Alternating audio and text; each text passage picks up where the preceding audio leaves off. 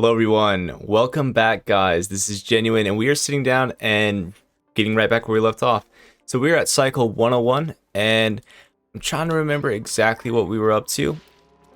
And I can confidently say I actually don't know.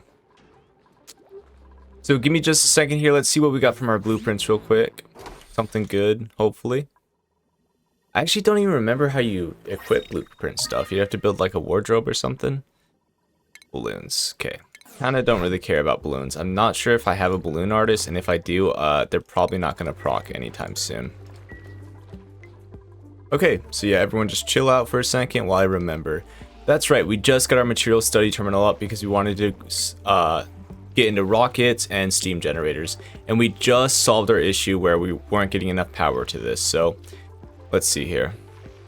46 out of 50, it looks like we should be able to proc this real fast. I didn't realize we actually have another blueprint, so let's check this. Something good, fingers crossed. Oh, okay. Satsuma slice. Not bad.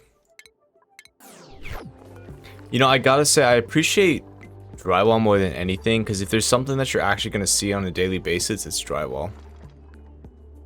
So it looks like our glossy Dreco laid an egg, which is dope. But that being said, and actually, yeah, this room actually turned out a lot better than I thought.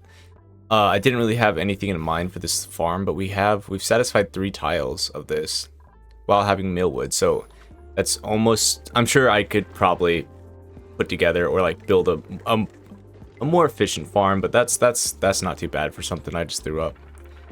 He's not going to become overcrowded though, right? Doesn't look like it.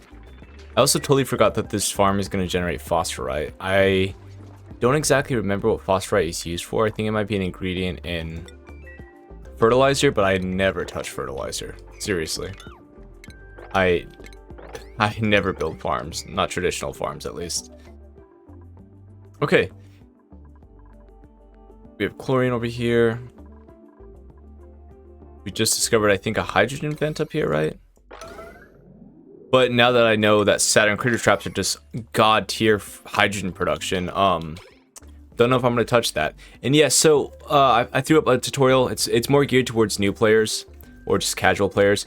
But I did get some useful feedback from Luma Plays and CG Fungus, and they recommended cooling the farm or cooling the regulator using the hydrogen. So just having a little heat exchanger and have the hydrogen heat up as it leaves the farm, because a lot of hydrogen uses, well actually I guess it really depends on your use, because if you're using hydrogen for rocket fuel, yeah, it really depends on your use, because if you're trying to make liquid hydrogen or use it for a coolant, maybe you don't want to heat it right away, but it just depends. I feel like at some point you're just going to have some kind of heat exchange, so it depends how your base is set up. If you have a good cooling system, you probably don't need to worry about cooling.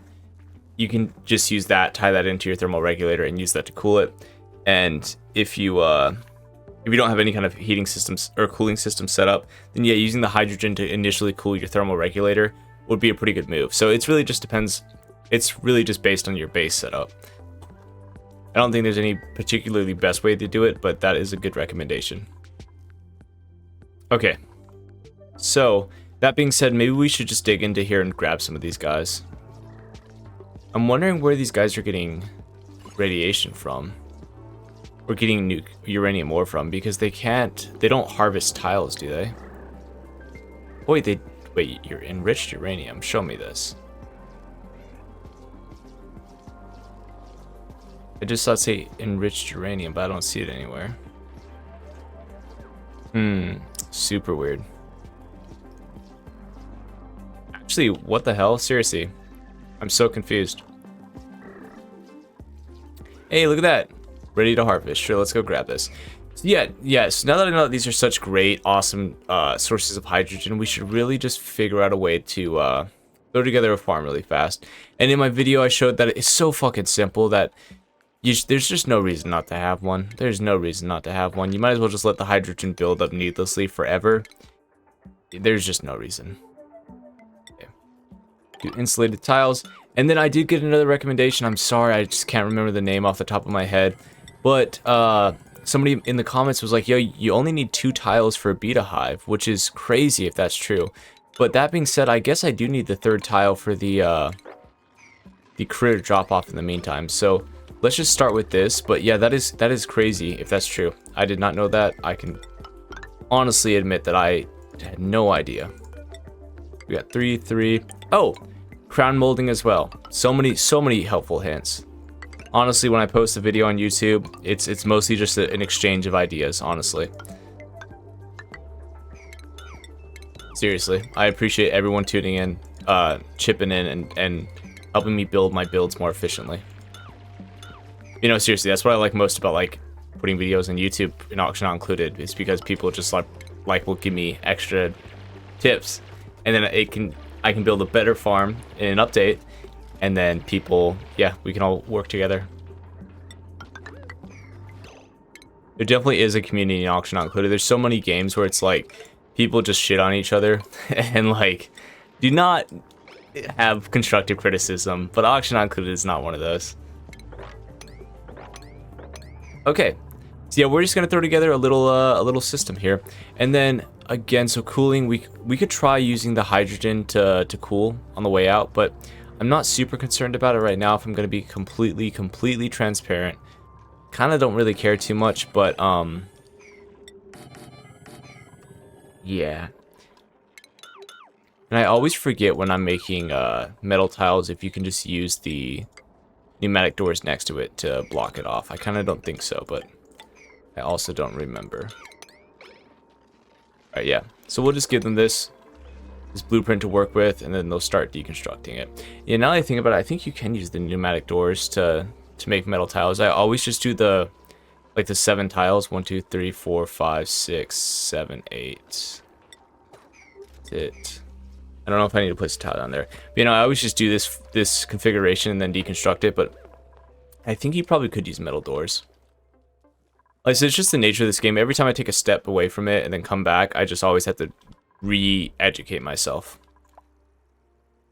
Okay, and then was there any other resources that we wanted to collect in the meantime? I don't think so. There's such a wealth of wolframite for tungsten that I'm gonna have to put together rockets like right away, and that's gonna be really good for volcano tamers and stuff. Not that I really remember how to do that. I'm gonna have to watch my tutorial back, honestly. It's also another reason why I make tutorials, just so I have something to reference later. Sorry guys, it's not all for you. It's kind of just so I catalog my shit, my builds. Okay, yeah, Cycle 100, this is just going to be a chill stream, sit back, relax, and if you like my content, make sure to follow like always. Oh, highly recommend, tune in for the Halo 3 ODST stream. It was a lot of fun. A couple hiccups, but that does seem to happen a lot, especially when I'm working with the co-hosts and stuff. There's just so many moving parts, and everything's kind of held together with duct tape. But highly recommend you stop by for that one. I had a lot of time filming it, recording it, and then when I watched it back, I was like, this is actually entertaining, and usually I hate my own content. I think everyone kind of hates hearing their own voice, you know? Okay, so shit, let's try to remember exactly what we're up to here. So here, we did capture some hydrogen, we filled up this farm, we're getting some plastic, so that way we can make a steam generator, and that we needed this going first. Okay, 14 out of 20. Good, so it is working. Now, if you're a more adept player, you probably are really annoyed with seeing all these materials sitting around my base. So maybe we should just make a little place to store some stuff. I'm not sure just yet.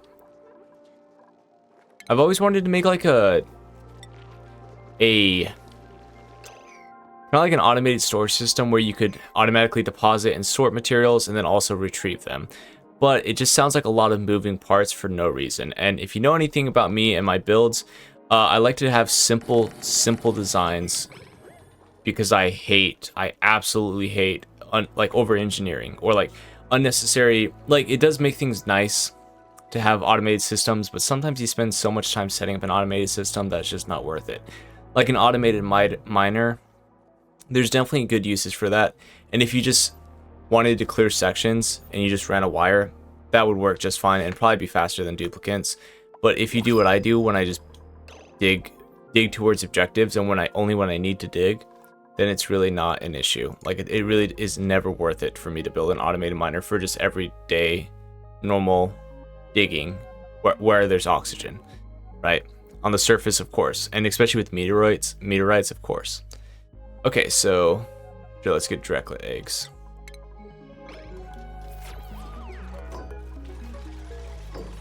And then for now, we'll just do sweep all, copy settings. There we go. And then we did need to get 2 more seeds to fill up this radiation room. And how much radiation are we generating right now? 457. That's not bad, but if we could double that, that thing would fill up so much faster. And let's see, it should fill up this machine just enough to finish this research, I think. 15 out of 20. Yeah, so we should finish this research. And what were we researching even? Valve miniaturization, which leads into steam generators, I think? No. Oh, that's right. I just set this so that way I'd finish this progress. I didn't realize that I didn't have the right thing selected. So that's a big hiccup, but oh well. Okay. So yeah, let's try to grab some more Wheezeworts, because they're not really doing us any good. But besides just supplying some passive cooling. Look at this.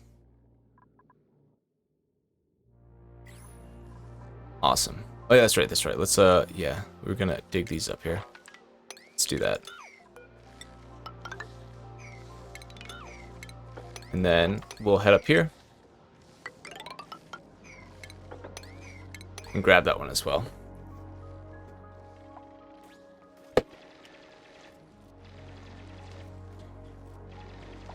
Oh. Okay, and our morph farm has not done anything at all, so that's awesome. Why not? Why hasn't it? So there's no germs here, but why is that? Is it just this little bit of radiation from these shine bugs that like is just slowly taking it down? Or is there too much oxygen in this room? What is going on? I'm kind of thinking that's the case. That is so bizarre. I've never had these not spawn, like in any environment, in any conditions. I've never had them just not spawn morbs. That's super interesting.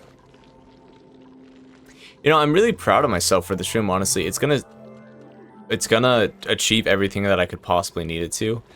And I literally had no plans, no intentions of that. Okay, let's do this. So that way we can just get some storage packed up when people don't have anything to do, and we're not going to have a bunch of idles. Kind of want to move this Pokeshell because I don't want it to become aggressive and start whacking on my guys, but I don't have, I don't know where I would put up a Pokeshell farm. Let's check some temperatures real quick. Okay, so here's what I'm thinking. I think we just throw some Pokeshells together in a little area down here, perhaps. Just like a straight run. Give them a place to chill out. And then let's see, Pokeshells, how far can they jump? Okay, let's do this. So what I'm doing is I'm going to leave a space here so that way they don't get overcrowded, and I'm just going to corral them all together. And it would be a good use of my time to probably put some auto sweepers in here. But I kind of don't really care, if I'm going to be completely honest. What is this square showing? Oh, wow. Holy shit, guys. Did you guys know this was a thing? Wow. That is insane. I didn't know that its range was affected by... Oh, no, it isn't. It's just because I haven't dug it out. Okay, I thought it was saying that you had to have a certain height in order to get a certain range. But no, it's just that I haven't dug it out. But that's insane. So the last time I played, they did not have this. They didn't have, like, auto scanners or telescopes, ranges. They didn't have any of that. That's so cool. That is a nice quality of life update. And that's probably what was in the quality of life update. I have to take a wild guess. Alright, so we just grabbed another Wheezewort, and let's see what we're at. 838. Very nice. If we can pop it up to 1,000, I will be more than content with that radiation production.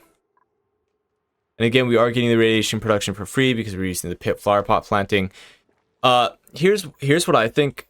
If you want to manage, if you want to micro food a little bit, then don't do the pit flower pot planting. But if you just don't want to have to worry about that, don't bother with it.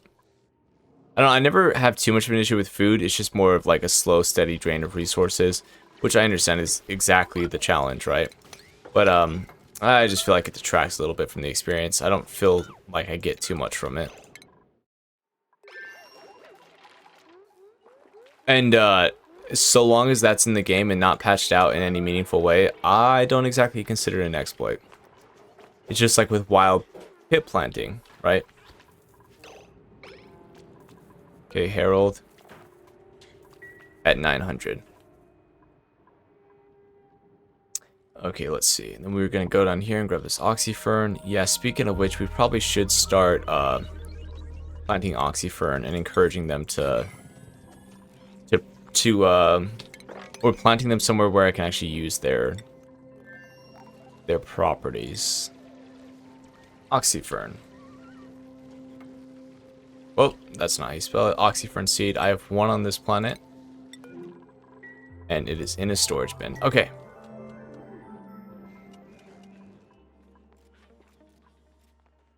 Yeah, we'll wait on it. We'll try to do a wild farm of them. Just so we have a small amount of passive oxygen. Because why not? Okay. I don't think there's any conceivable way that a Pokeshell could jump out of here, but I could also be wrong. Maybe let's put a tile here, so that way there's no way they can jump across. Even if a baby Pokeshell can get up here, they won't be able to jump across. Okay, nice. So this will just be a little Pokeshell ranch.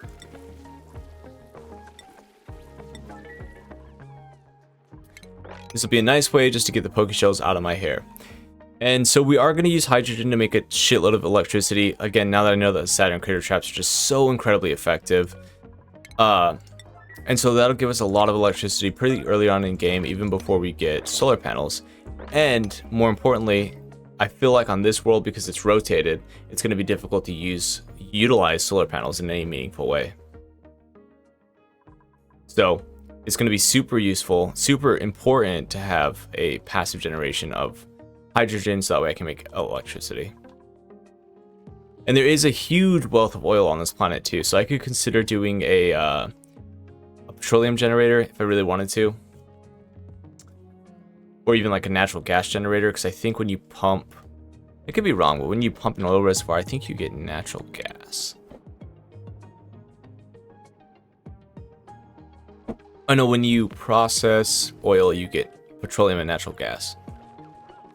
Right? Unless if you boil it, of course, which I'm probably going to do. Yeah, if you haven't seen my tutorial on how to do like an oil boiler, petroleum boiler, super simple. You can use any kind of heat generation, honestly. You can use an aqua tuner, you can use these things, you can use the Red Bull generators, but they do use a lot of electricity. But yeah, Red Bull generators create a nice little steady stream of passive heat, and they never overheat, which is amazing. Such a useful piece of equipment. Something that doesn't overheat. So many uses for it. It's just very slow because it's only 5 kilo DTUs, whatever. I'm not gonna lie, I always forget what a DTU is. Duplicate temperature unit or something. I would just say BTU. I don't know how the math different works out. All right, we're halfway to researching the steam generator, which is amazing. We're gonna actually be able to set this up probably this stream. I don't know quite how long I'm going to go for, but if we're getting close to the steam generator setup, then let's just see that one out.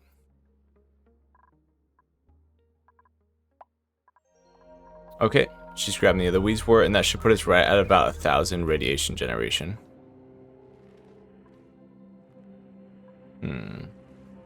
Pokeshells, some gold, lots of slime.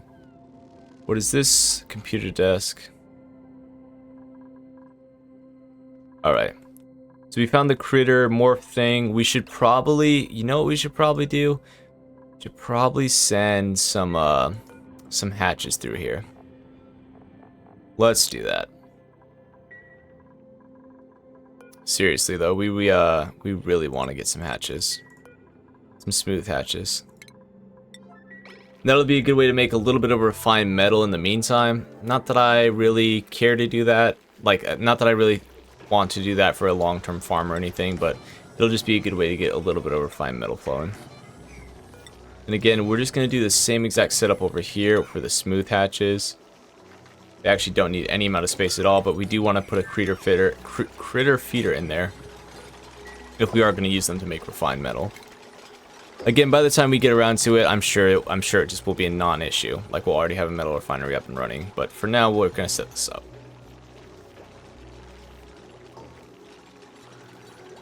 Great. And I think we can actually leave this door open because I don't think they can jump across too. Not that it matters too much, it'll just help reduce our duplicate commutes. Sweet, okay, look at our little Pokeshell ranch. And no one's confined or glum. Nope. Oh yeah, what do Pokeshells eat? I spend so much time just not really paying attention to them that I actually have no idea. They eat polluted dirt and produce sand. And rot, okay.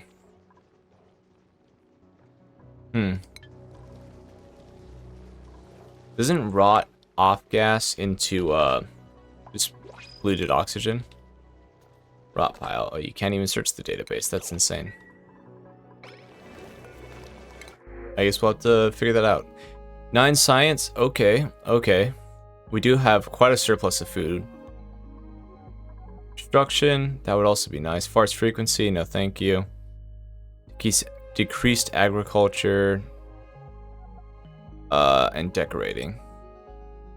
This guy has so many bonuses that we can make him like a scientist and also a doctor. I think let's start with doctoring. Awesome. And over here we will do smooth hatches, but I have not discovered them. Oh wait, is this a sage hatch? It is. That's interesting. Oh. Okay, did it just make that? I think it actually did. Okay. Super interesting. Now, I think sage hatches produce more coal per mass, but I'm really not sure, and I don't really care about coal, if I'm going to be completely honest. Not really something that ever shows up in my builds. And for that reason, I have a huge excess of coal, generally, but let's just forget that, ignore that. And what was this, a hot polluted oxygen vent? No, it's a hydrogen vent. This is a hot polluted oxygen, right? Pretty primo place to build my farm, huh? Okay, so we're having a big issue with hot oxygen distribution.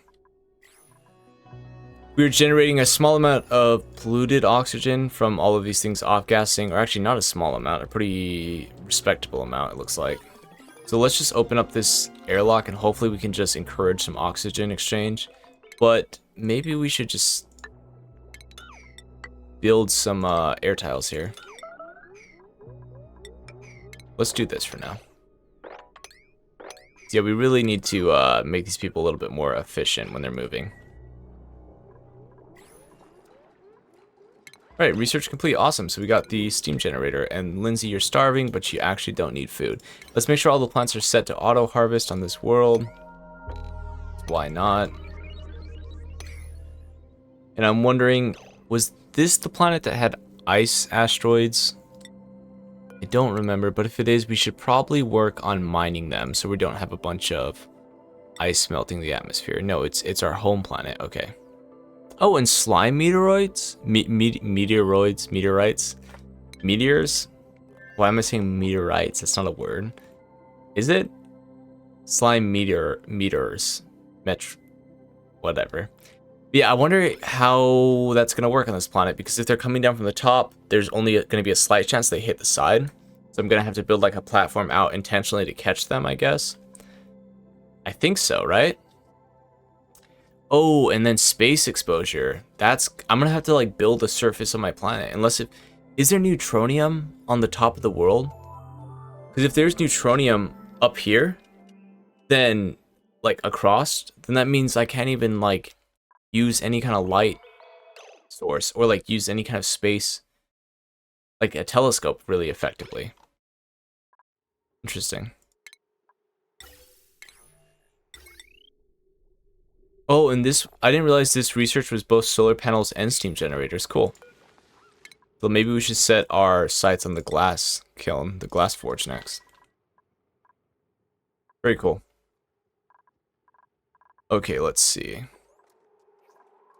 You gross ass puffs. I don't actually think I want you guys. What is, doesn't a puff prince just do everything that puffs do, but less efficient? Yeah, I don't think I want puffs for anything, honestly. And I kind of don't want to genocide them, but I also kind of do. Can puff prints suck in carbon dioxide? Because if they can't, then I'll just throw them in a carbon dioxide room. Wow, wait, what? 30 kilograms of oxygen into 3? They reduced the amount by 10%, so they're just sucking down. Oh my god, kill these puff princes. Holy shit. Am I crazy? That's terrible. They reduced the mass by 10%? No fucking way. Are you serious? That is insane.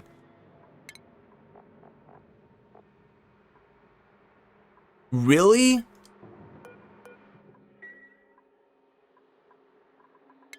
Holy shit. Are you serious? I feel like no one has ever told me to kill these. I feel like that's not something people discuss. But holy crap, I'm gonna kill these things, seriously.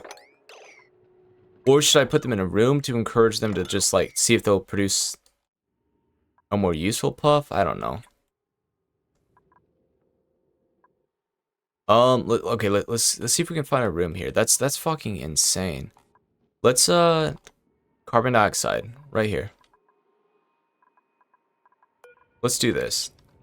Deconstruct buildings. Boom. Carbon dioxide. We'll dig this out. How much oxygen is down here? Not enough for them to do any damage. We'll dig this out so they have lots of space. And then we will, yeah, that is terrible. I wish I knew better. I wish I knew better. That is insane. And then let's put a critter drop-off down here, and I think we can destroy this pump for now. We'll leave the piping, because why not? I know, guys, sorry. I should get you Atmo suits here.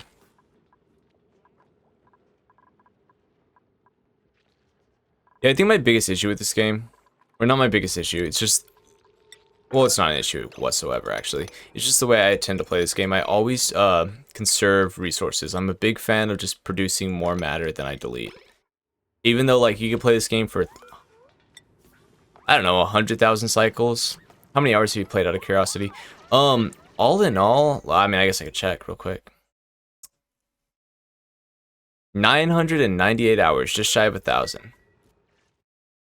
But, you know, if it seems like I don't know what I'm doing, it's because I kind of always just forget all the nuances of this game. There's just so much to remember and so much to know that if I'm not focusing on a build, I kind of just block out other stuff.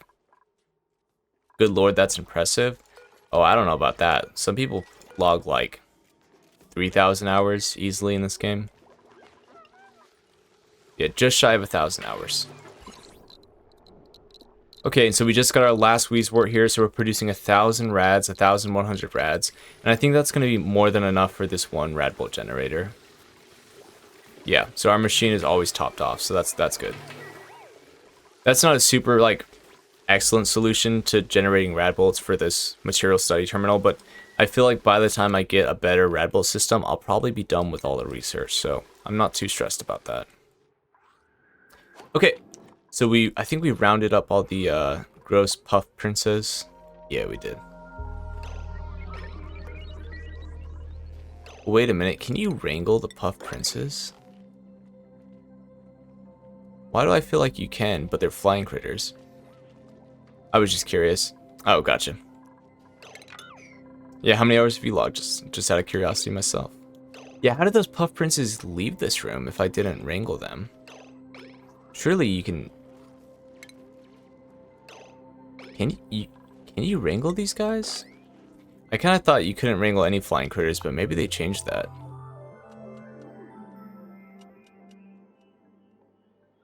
You know, we are... I kind of forget exactly where we left off. Oh, that's right. We're about to build a only 600.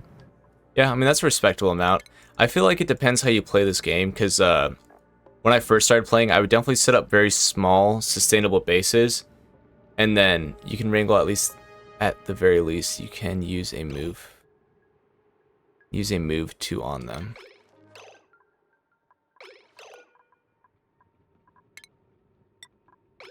What? What is this magic you're speaking? Are you serious? You can have a duplicate move them like that? I think they changed it to where you can wrangle flying critters now, because I remember for the longest time you couldn't. But the fact that you can use a move too, that is insane. You just blew my freaking mind, dude. Are you serious? Are you actually serious, man? Move 2. Let me see this. Let me see this in action. If this is true, holy shit. Does it make branching flying critters so much easier? Show me this. Someone come move him. Okay, well, we'll wait and see here. You know, if that's true, that's insane. I also think you couldn't before. I think the flying critter trap is required. Yeah, so because I mean, I totally forgot that was even a thing, that you couldn't wrangle flying critters when I selected them. But these princes just showed up down here. So I'm assuming my duplicates wrangled them. So yeah, they must have patched that. Because yeah, for the longest time, you would have to set up like either a critter drop off. Yellow alert at lol. Okay, yeah, let me find... I think there's another puff prince around here. I'm gonna do it for this guy. Yeah, I'm super curious about this. If this is true, what you're telling me, this is insane. So you can't yellow alert it. Okay. Well, I guess... Wait. No, she was going to farm. Yeah, that's insane. I guess we're about to wait and see. Oh, so I didn't realize the puff princes delete freaking 1/10 of the amount of gas that they suck in. I mean, they convert it to slime, sure, but they delete that much mass is insane. That's why I just put them down here in this carbon dioxide room, because I kind of hate them, but I don't want to just kill them outright in case they drop a puff egg. Yeah. These guys should all drop a puff egg before they die. Yeah, I'm not the biggest fan of puffs because they generally just kind of condense gases and delete a little bit of it when they do it. So, never been a big fan of puffs. Okay, steam turbine. So we need some plastic and refined metal. I thought we had more than enough plastic for this, but maybe not. Yeah, 450 plastic. So we have just enough for this. And we just got glass. Sweet. So what we really need before we build this gas forge is a better source of power. Oh wait, is the puff prince gone? No. Interesting. So I will try that. If that's true, man, I had no freaking idea. Puff princes, yeah, they delete all but 1/10. I know, that's ridiculous. I did not know that they were that bad. I mean, I'm sure I did at another point. Like, I'm sure I knew that at some point, but, that is insane that they delete that much. Oh, that's right. I was trying to send some hatches through here to try to get some smooth hatches. So let's reselect them real fast.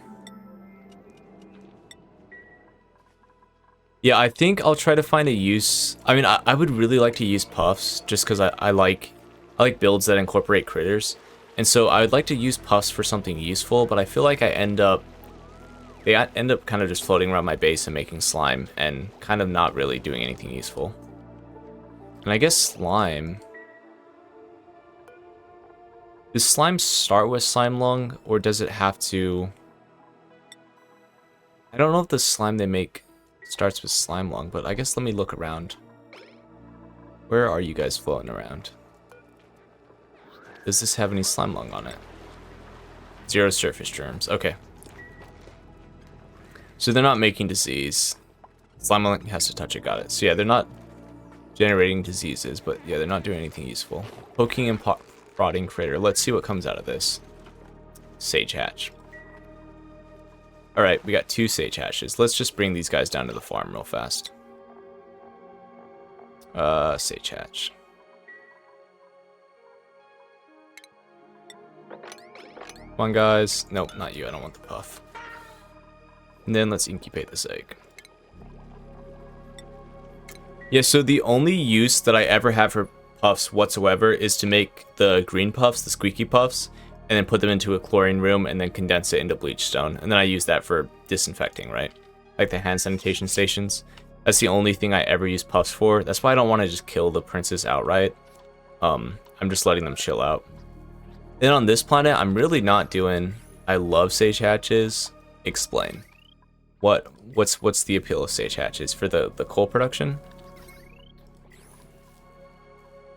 Yeah, on this planet, I'm just kind of letting things happen. I just came here to get the pips. And we are going to build a Saturn critter trap farm. But besides that, yeah, this planet is just happening at its own pace. I'm not really focusing on it because I just want to devote my attention to my main base.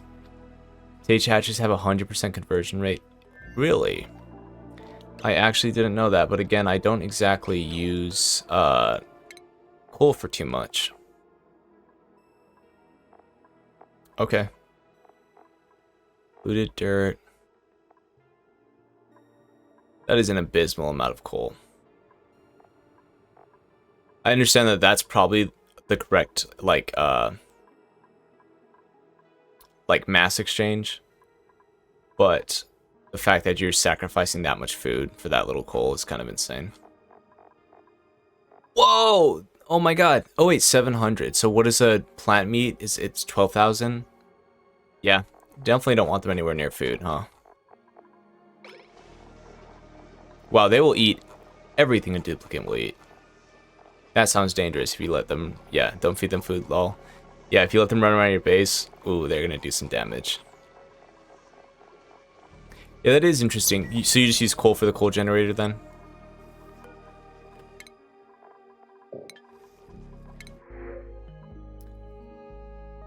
Man, I really need to build some more living spaces in my base so that way I can actually accommodate more duplicates.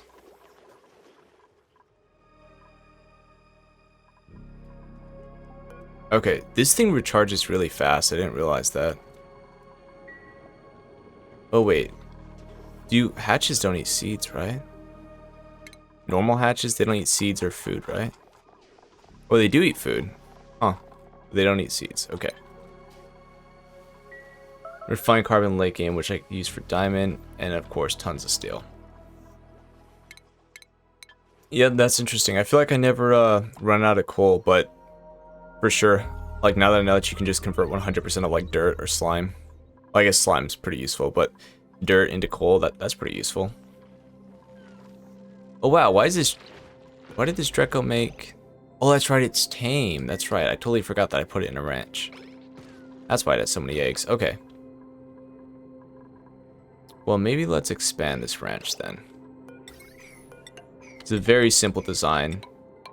Definitely not a long-term ranch, but it's working for now for sure. An even worse rate, yeah. Looks like it. Alright, so we're done with this research. Let's do some rocket basics. Why not, right? Spacefarer module. Yeah, pretty much. I don't just make a shearing chamber. You know, I've got a little shearing chamber or a shearing station for these guys. I didn't realize that I tamed them, but I guess I do want some plastic Dracos. With how much oil there is on this map, I don't think that this is super necessary, but I kind of just wanted to get some plastic production early game. Without like all the added heat generation and stuff. So let's do this, and then either we can build an incubation room in this farm, or we can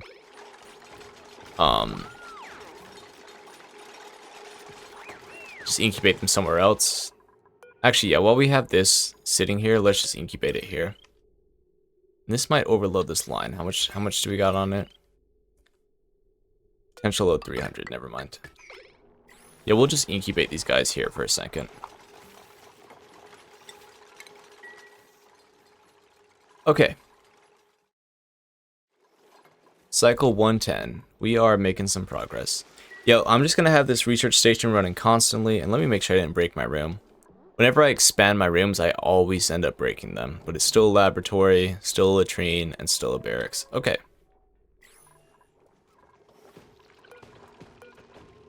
Copy settings. Cool. And I think we need to pump some more hydrogen in here. We do. Do we have any more hydrogen, though, is the real question. No. We don't have any easily accessible hydrogen, but we could just dig down here real fast. So how about let's do that.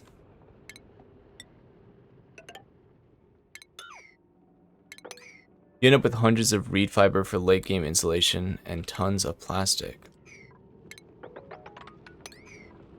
Yeah, I only started using glossy Drecos like on my most recent colony, and I kind of just let them do their own thing, and then before I knew it, I had like enough plastic for most of my needs. I mean, I guess I never build too many plastic ladders because I just don't really think about it. You know, I just had built a farm and kind of forgot about it, and then all my glossy Drecos, I had like I don't know, like 10,000 kilograms because it had been like 1,000 cycles of just having them chill out. Maybe not that much, but a lot. A lot. Okay, and before I forget what I was doing, we do need refined metal, and that's why I was sending smooth hatches up here, so let's do that. Or I guess I could put my efforts into making like an actual refined metal farm as well.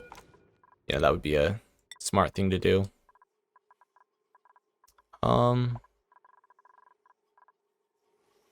don't know why I said farm. Set up my refinery. Actually make it useful. I'll worry about that later. I'm gonna take another chance on this hatch.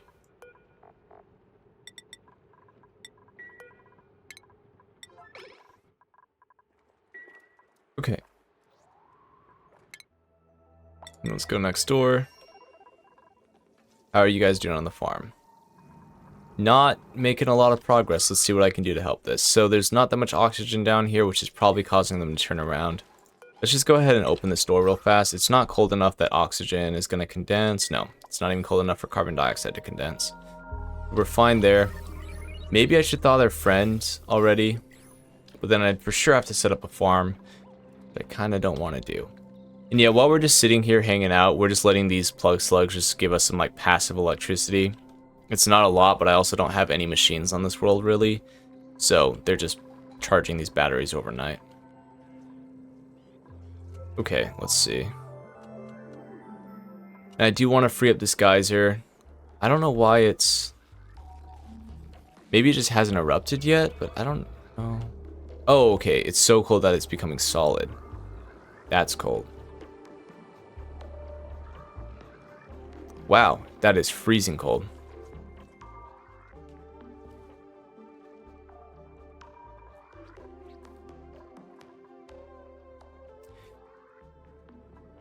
Hey, look at that. We just uncovered this anti-entropy thermal nullifier. That's a mouthful. I always forget just how much this cools by, but it's a significant amount for how little hydrogen it uses, that's for sure. Waiting for critter. Okay. Hatch, stop eating the frickin' resources and go run there. Actually, Hatch, you better not touch this algae. Not even realize this was here.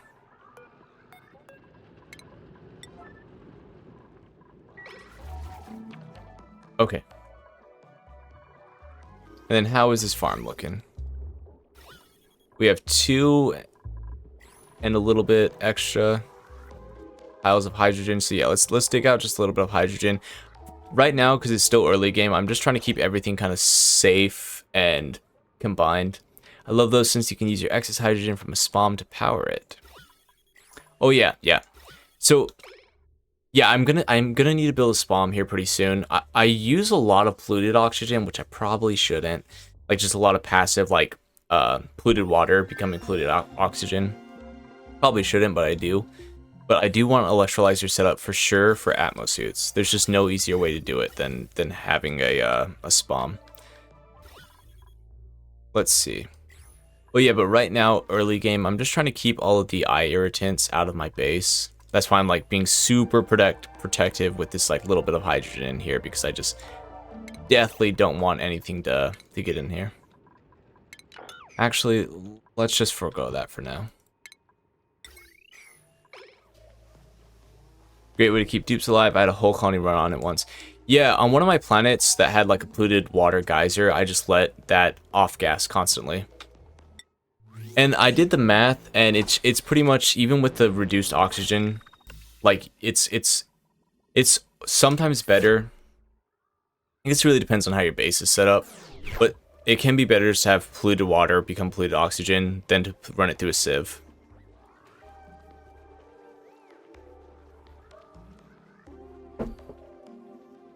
Crush the ceramic back to sand. Interesting. Use the coal and clay from the deodorizers to make ceramic, and I crush it back to sand. Interesting.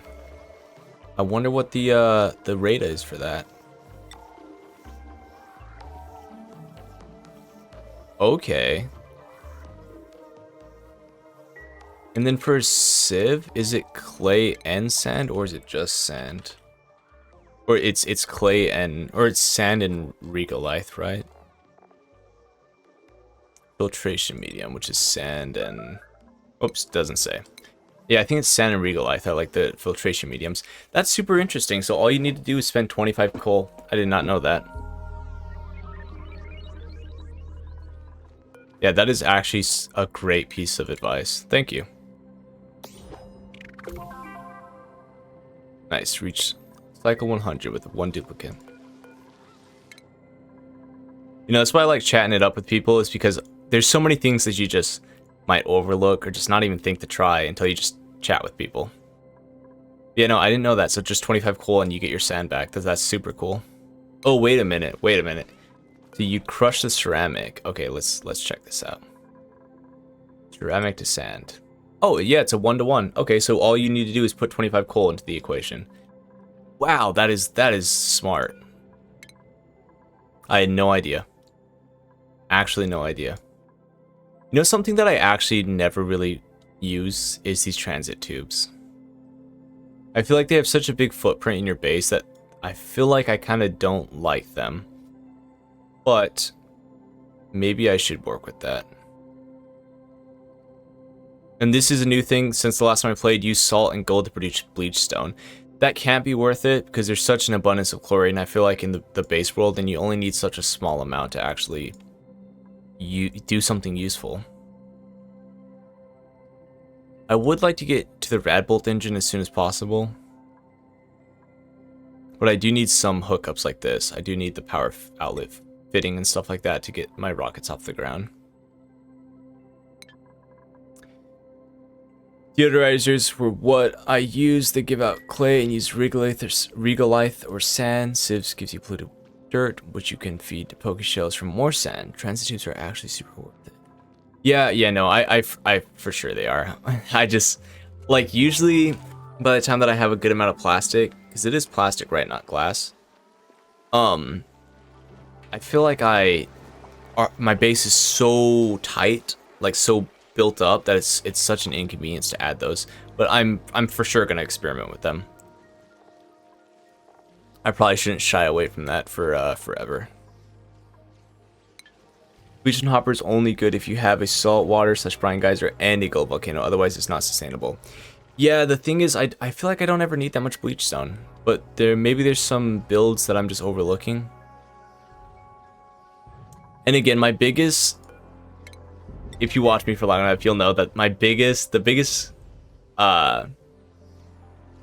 thing that I do in this game is I just conserve mass. Like, I'm super afraid of deleting any kind of mass because I want a world that could last forever, ideally. And so what I do a lot of times is I just end up not using resources like I should. Geotone. Oh, okay. Huh. That's, yeah, I guess I haven't messed with the geotuner since it was in beta, before it like actually was implemented in the game. Maybe I should just throw that thing up. Yeah, no, I thought That's super. Geotuners are insane. You know, the last time I played with one, it was literally in the beta when it had like a sketch instead of like an actual like art for it. Take a lot of resources though. That's what I was saying. Like I feel like in the beta, I don't know if they even use resources, so that's why I'm surprised to hear that. But yeah, okay. Good to know, good to know. Alright, let's oh, I did actually have a coal generator. That's right, I totally forgot that I built one just for some extra power on this world. Okay. So let me find something to do. This is 161 degrees Fahrenheit. This puts in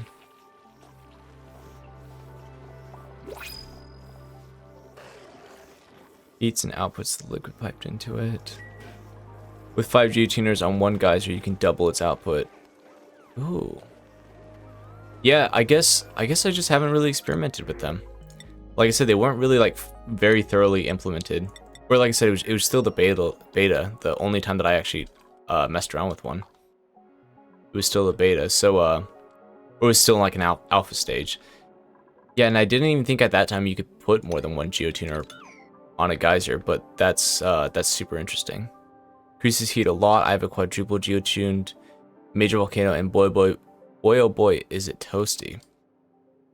Dude, you're blowing my mind. You just gotta chill out. It increases heat, so does that make it to where like a hot or steam geyser produces heat that's closer to a steam turbine temperature? That's super interesting, because then you would just be getting more resources, and if you already have it hooked up to a steam generator, then you wouldn't have to stress at all about the extra heat output. Wow, it heats it up that much? Holy shit. And for what kind of, for a major volcano, so what is that, igneous rock? What is the freaking melting temperature of igneous rock, dude? I don't even think I have any here.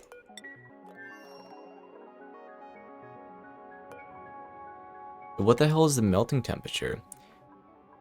2,500 degrees Fahrenheit. Okay, that's actually not as hot as I thought, but that is insane. Yeah, dude, I've lost so many colonies. Or not so many, but I've lost a, look for the melting temp. Oh, yeah, so that's right, because you're saying it, becomes rot gas. 4,700, or 4,270 degrees Fahrenheit, or 2,000... Wait, why is it giving me two temperatures here? Oh, that's Kelvin. 2,300 degrees Celsius. That's insane. Yeah, man, I've lost a lot of, not really entire colonies, but, like, I've basically destroyed some games by having, like, vacuum rooms with a volcano tamer, and then something happens, and it becomes rot gas, and then there's suddenly heat transfer, and then my entire base is on fire. So, you're playing with fire there, dude. But if it works for you, then that's awesome.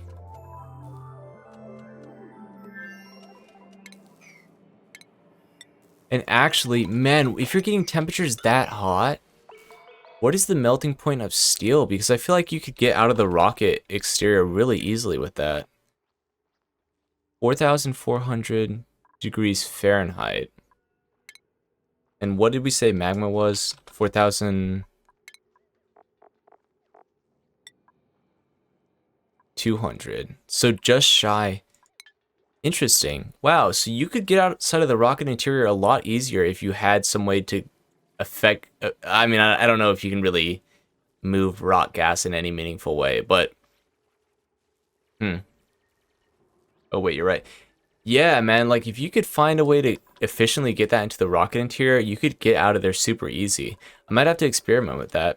I usually just do, like, the metal refinery and do, like, an infinite loop. Oh, wait, man, you could use the magma for a coolant. Still help. Yeah, seriously, man. Dude, yeah, wow. That is very interesting. I'm gonna have to experiment with that. I'm gonna have to experiment with that.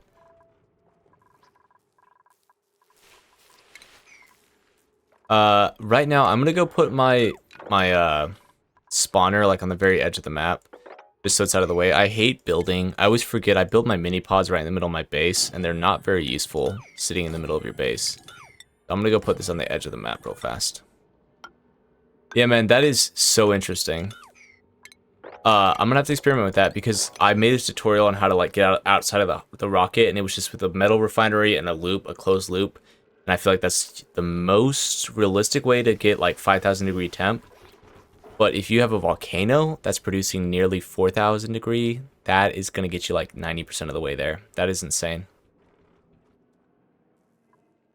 Okay, and I see these guys are not really making a lot of progress.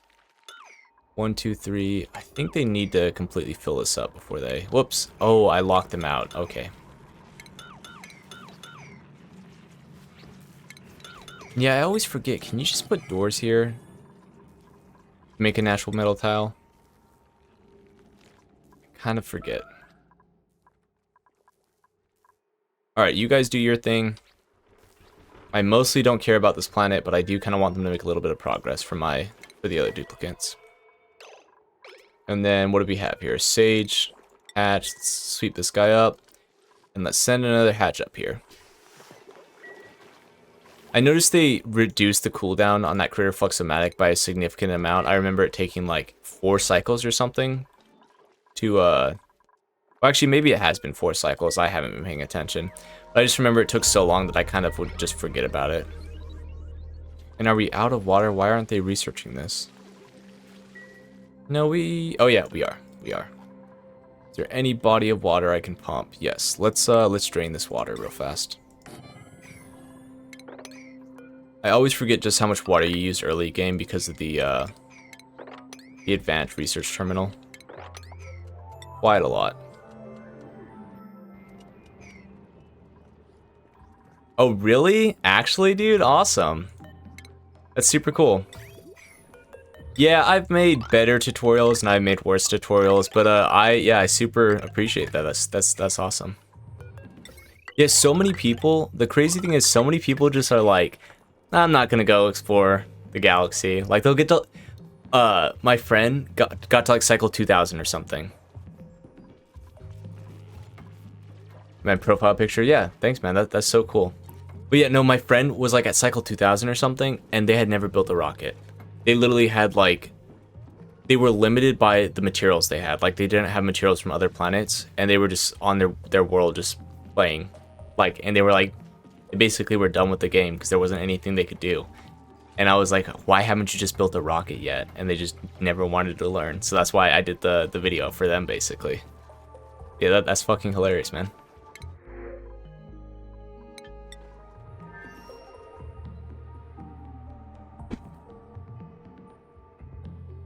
Yeah, it's pretty funny. You know, I'm super about like, I like to build small sustainable bases, and a lot of people do like these very large extravagant bases, which is fine. Like I said, you can play any way you like.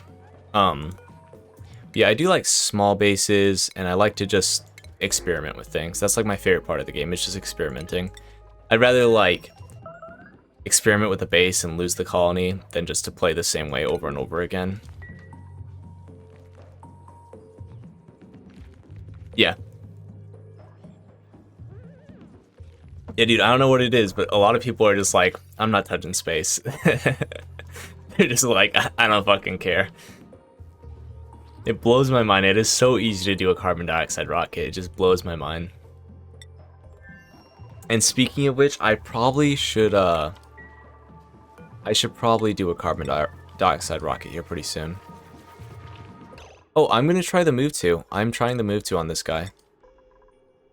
Like I said, you blew my mind with this. I'm so curious. I want to see this. If they'll wrangle it and move it, that is insane. I won't need a critter drop-off anymore.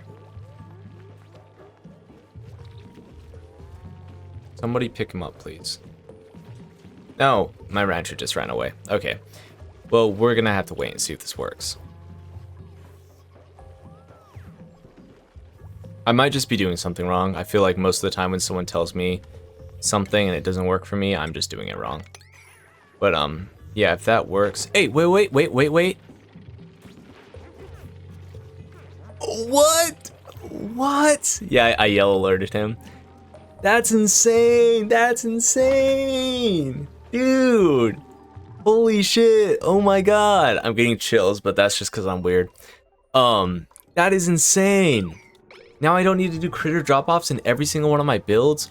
Holy shit, dude. I mean, I guess it is still convenient, but that is insane.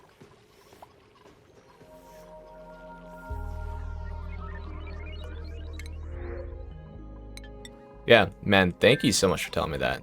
That is so insane. I too freaked the fuck out when I learned that. Yeah, I feel like I probably should make a little short about that, because I made a short about how you can use the, like if you take a critter drop-off and set it to wrangle surplus, then duplicants will wrangle flying critters, and I thought that was amazing, but now that I know you can do that, dude, forget it. Ooh, let me make it so people can walk across this. I don't want them getting eye irritation every time they get up here. Let's see, we're not losing anything we care about, right? So we are off putting a little bit of polluted oxygen or polluted water, but how much is here? A couple 100 kilograms. Let's see. Now, I haven't really played since asteroids were reintroduced, or introduced to Spaced Out. So I don't really know how vulnerable tiles are going to be to them, but maybe I should just throw some tiles up here to prevent any off-gassing. Ooh, there's hydrogen. Okay, let's, I didn't realize there was so much hydrogen sitting up here. Let's make a pocket up here. This is something I used to do all the time before I, like, managed gases very well. I used to just make pockets on the top of my worlds just to collect hydrogen. You know, also auto-wrangle slicksters with that auto-wrangle surplus trick. Yeah, exactly, man. But now if the move to thing works, and if, hold on, let me just see if they added it. Did they just add it to where you can wrangle these guys? Huh. Interesting. I think maybe you can just wrangle flying critters. If that's true, that is insane. And I don't know why they would add it now, all of a sudden. Okay, guys, let's build this thing, please.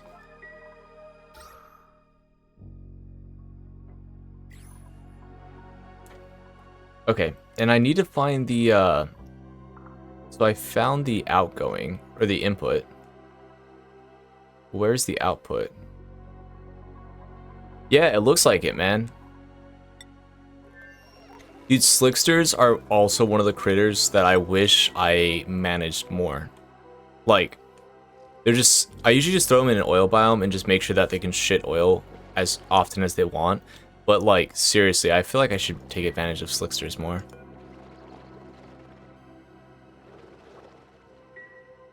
Oh, yeah, they convert carbon dioxide to oil. Interesting. What is the exchange rate, does it say? That is a very good exchange rate. Hey, dude, why would they add that now? It's not like they couldn't program it before. I thought they just did that before to make it more difficult, but now you can just do it. So whatever.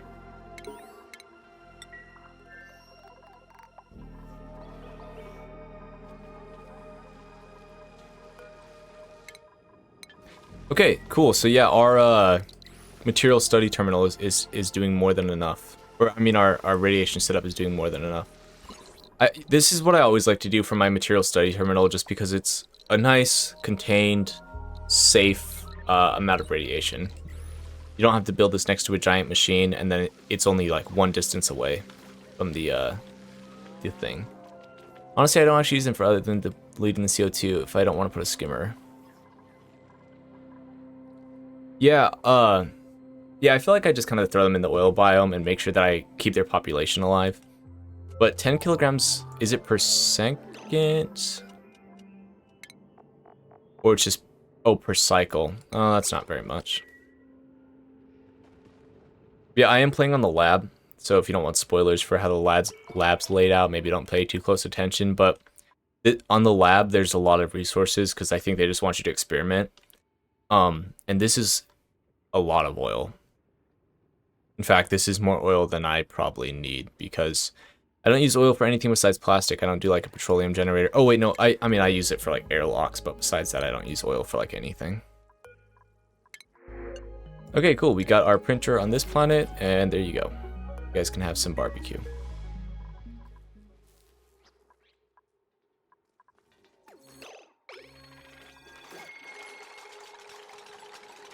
Cool. Okay.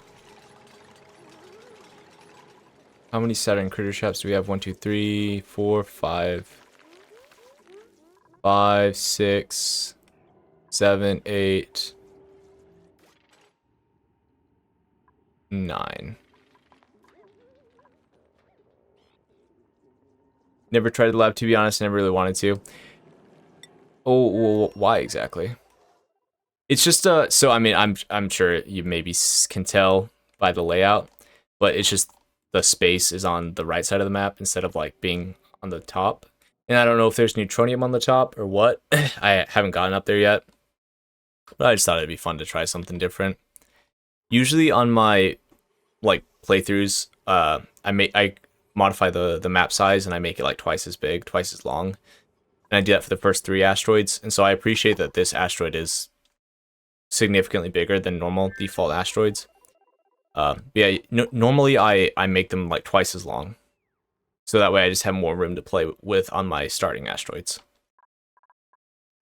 Oh, and speaking of making, like modifying the game files to make them bigger, not only do I have a video about that, but I saw that somebody has been working on a multiplayer mod, and you share one colony, and there's you have your own separate UIs and mouses, and so you can like micro the same colony.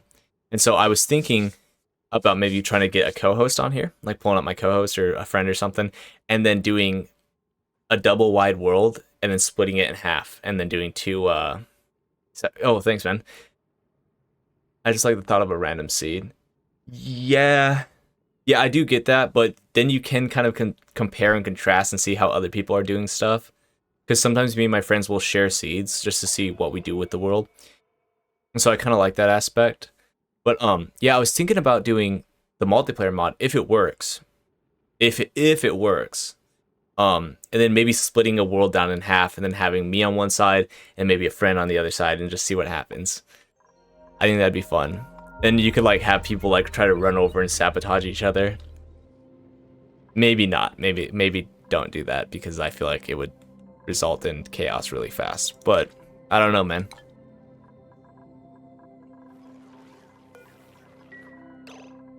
Let's see, did I make a hatch? Hey, a stone hatch. Okay, that's something different at least. You know, that multiplayer mod does work, but only with base game. Oh, okay. Oh yeah, I do remember that. I do remember seeing that. Which I'm not too upset about because like implementing rockets and stuff I feel like would be really difficult. You know, I'm very excited to try it. Stone hatch.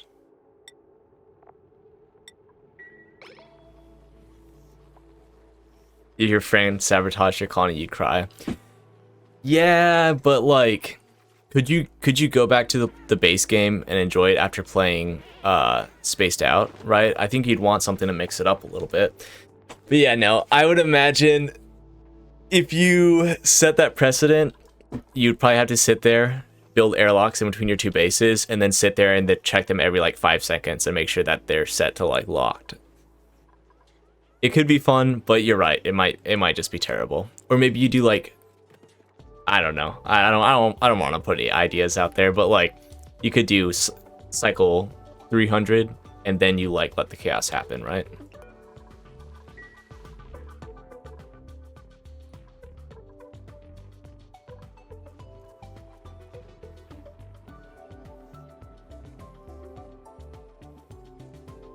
Yeah, so that's what I was thinking. My friend who like stopped in for like a Halo 3 ODST stream with me the other day, he's touched Auction Not Included, but he's not that familiar with it. So I was thinking we could play together, do the co-op, and then I could like help him out.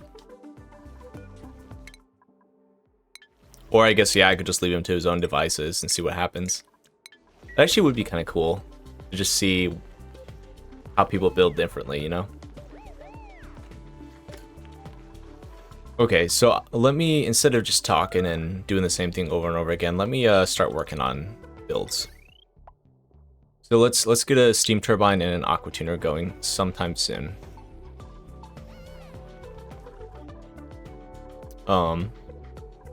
Waiting for a critter, let's wrangle a hatch.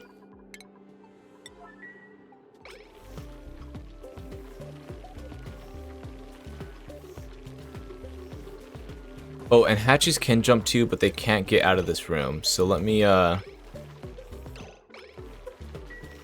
let's do this.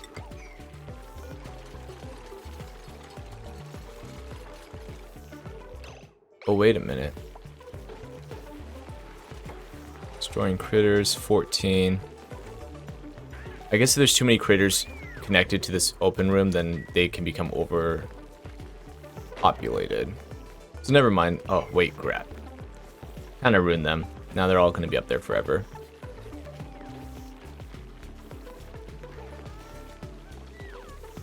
Then it's the experienced person's job to help out in an absolute emergency. Yeah. You know, yeah, that'd be a good idea. So, like just secretly just put a couple of pipes in their base for oxygen just in case they screw up. And then be like, okay, I'm just going to turn on my pumps. What is ATST? ATST, my beloved. ATST.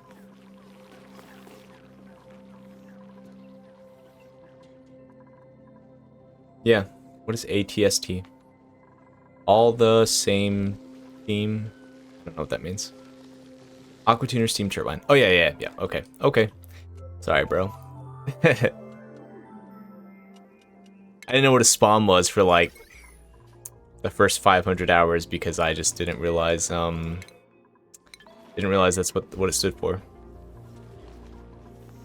Oh, and actually I probably have quite a bit more than 900 and whatever 1,000 hours. Because I used to be in the Navy, and I used to be on a boat, and in my rack, I would play it on my laptop, so I probably have quite a bit more than 1,000 hours on here. Same. Hey, thanks for stopping by. It's a Dryant. Oh, it's a dry YT. I'm sorry, I'm pronouncing that wrong. You know, all the time people are like, yo, check out this thing, or, oh, you're building this, and I'm like, I don't know what that means. Been here for a while. Well, thanks for chatting, dude. Adrian, I think. It's Adrian. YT. Are you on YouTube? Was that what that means?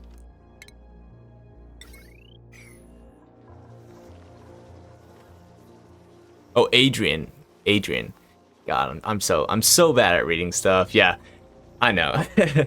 If you stick around, you'll notice that I mispronounce the most basic English words you have ever seen. I think you'll be impressed by how badly I can mess up pronouncing stuff. Oh yeah, that's right. We were just about to set this up and then this caved in. Oh, okay, yeah, that's right. Let me hook this up real fast. Copper meters are red and terrifying. Copper meters are red and terrifying. I haven't seen a single meteor ever because they're only happening on this world right now. But this is the only world that I have vision for, and I'm not anywhere near the surface. Holy crap, look at all this iron. Yeah, I need to start utilizing the meteors and start collecting their stuff. But I don't really remember how they work because I haven't really played with them since the base game. Check the forecasted meteorites. Yeah, I saw that. This one is copper, ice, and slime. And this one has gold and iron. Hey, that's something people tell me I mispronounce. Iron. How do you say iron? Iron. Iron? How else would you pronounce that? In every single one of my tutorials, people are like, that's not how you say iron. Yeah, I should explore the surface up here and see where I can expect to see meteors. Okay, we are pumping this body of water. Let me see how many tiles there are here. 32 plus, so 40. And then we have 52. Okay, so let me raise this up here. Refined metal meteorites.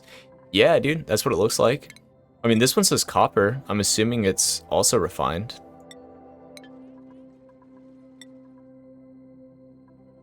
Iron.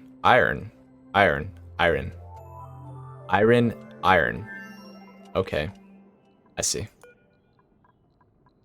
Oh wait, dude, you are completely correct. Yeah, this is, however you pronounce that word, and gold almagen. Dude, okay, let's just set the precedence. I'm gonna say everything wrong.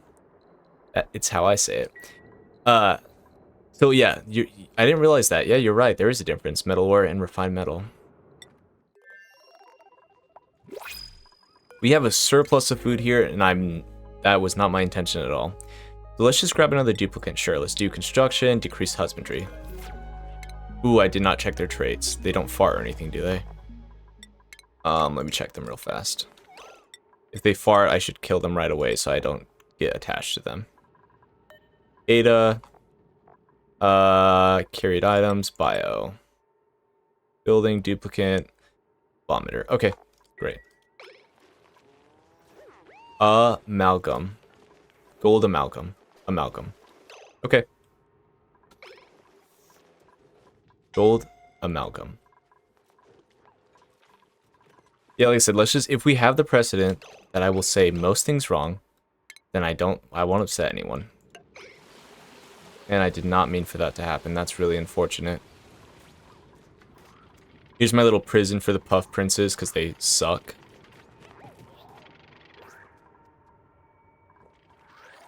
Oh.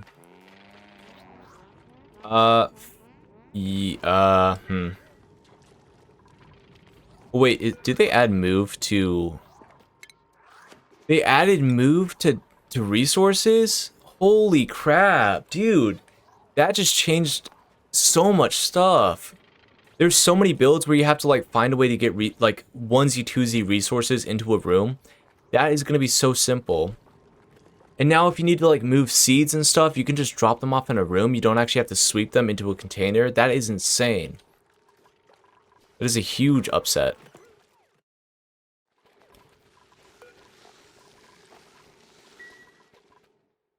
Okay, let's see. What else do we want to do here? Oh, that's right. Steam generator. Should probably stop forgetting that. Maybe we just crush some metal for now, because I don't think we're going to get a smooth hatch anytime soon, and I kind of don't want to futz around with it. Waiting for critter. Yeah, let's sweep another hatch and see what happens here. Hatch.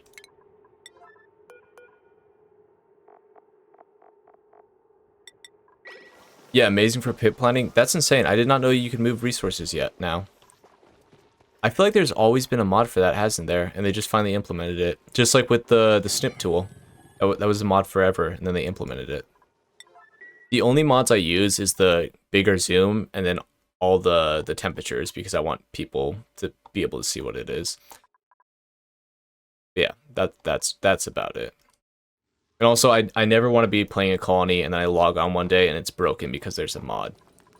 Even though there's so many nice quality of life mods, I just don't want to risk it being broken.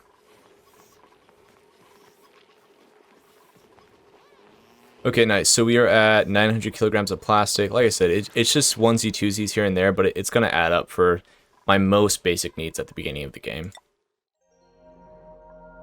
Okay, let's see, where were these guys at? It's probably about time that I get these guys to do something useful, huh? Oh, so this was a little experiment I wanted to see. So when you're making a natural metal tile, do the adjacent airlock doors count as, do they count as tiles? So that way you don't need to build tiles there. I wish I could use mods, but my PC and G laptop is broken, so I have to play on GeForce. They don't allow the use of mods. You have to play on GeForce, and they don't allow use of mods. They don't allow use of mods. So you're running it through GeForce? I'm confused. Does GeForce have this game? Do they have a game launcher? If that's so, that is the first I ever heard of that. No, Harold, please, please, Harold, just go to the other side. Okay.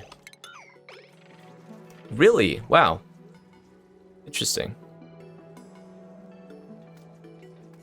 I had no idea. Okay, so this is our little experiment. Let me see if this creates a natural tile, or if you need tiles on the other side. These are things that I know, I just forget. From their PC to your device. Yeah, so it's a cloud gaming. That's cool. Also sucks that they don't allow mods. Okay, so that does work. That saves me a step. Yeah, that's kind of weird that they don't allow mods. I feel like mods are so just intrinsic at this point.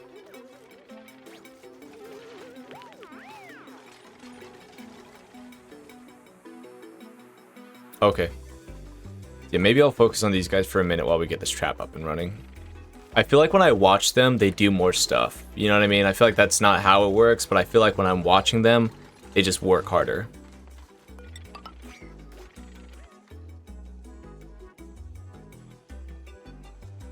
Alright, guys. It would be cool to get some oxygen down here, but... Oh, there is. Wait, there is oxygen.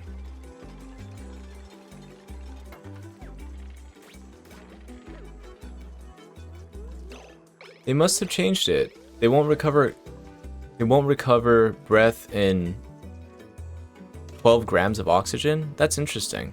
I feel like they used to just suck up oxygen no matter how small it was.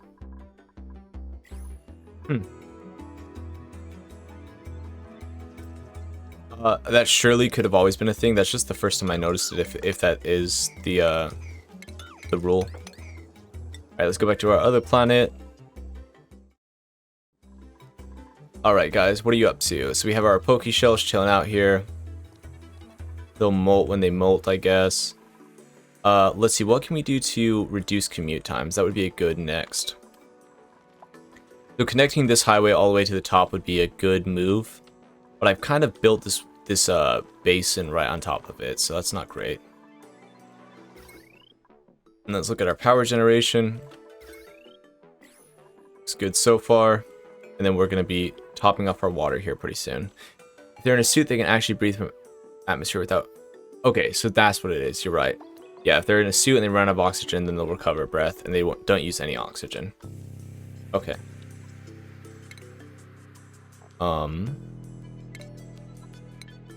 Then power. Let's see where we're at with this. Steam generator. We have more than enough plastic. So I don't know why it's all red out. Let me see. Did this hatch... Again, if I just watch it, it's gonna happen. Hatch, go through the frickin' thing. Bro. Come on. You're so close. He's gonna turn around. Yep, of course. Screw it. You know, the only thing... So, talking about mods and stuff, I kind of wish they had the dev speed, like, as an option in the base game, or, like, in the game without using dev commands. Because dev speed can be like times 10 if you have a good enough computer, and sometimes you just want to burn through some time, you know? I know that if you have dev speed on, sometimes like things will drop inputs, but I mean, if you just want your game to run faster, why not, you know? Why not just let players do that? Oh, that's right, dude. Yeah, have them move it onto the tile. Oh, it already went through. Lots and lots of sage hatches. You know, I'm gonna have to get used to that move mechanic. That's a big development. And then while we're here, I think we should just try to hatch eggs to encourage more critters. Puff it. I guess I'm okay with this puff chilling out up here. It'll produce slime, but at least it'll deposit it. It's not just going to be a direct waste of resources. It'll, like, store it temporarily. Okay, and then... What is this thing? Is this a spore? Buddy Bud. And let me see. So again, we do need another... 1,000 kilograms? Or, like, 1 kilogram at least? Or, no, sorry. I'm being ridiculous. Like 10 kilograms of hydrogen just to make sure this room is full. But I guess it's okay for now. It looks like they're regenerating scales.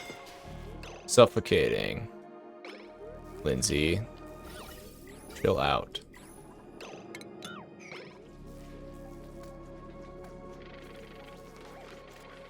Oh no! I didn't put the radiant pipes in.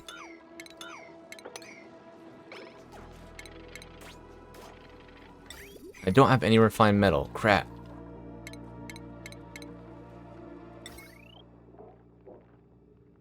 I do need to get that metal refinery up and running. There's a lot of things I need to do, but it's kind of not happening as fast as I'd like.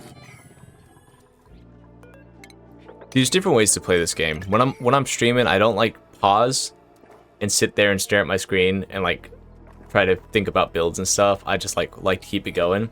But then in my personal playthrough, every cycle I'm probably paused at least once. I probably paused at least once and I'm thinking about what to do next. Just a different mindset. Okay, and this thing's full up, so we should really get this research station running. Surprised there's no nuclear waste here. Maybe we should disable this for a minute.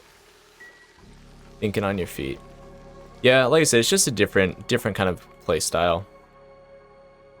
Things happen fast, but in more cycles, I guess.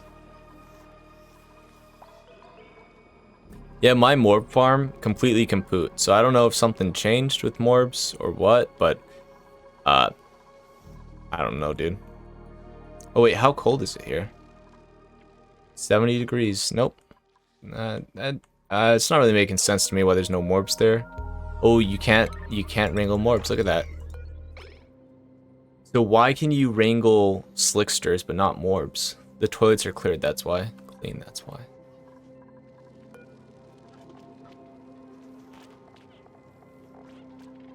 No, they're still filled with shit. Unless if they have...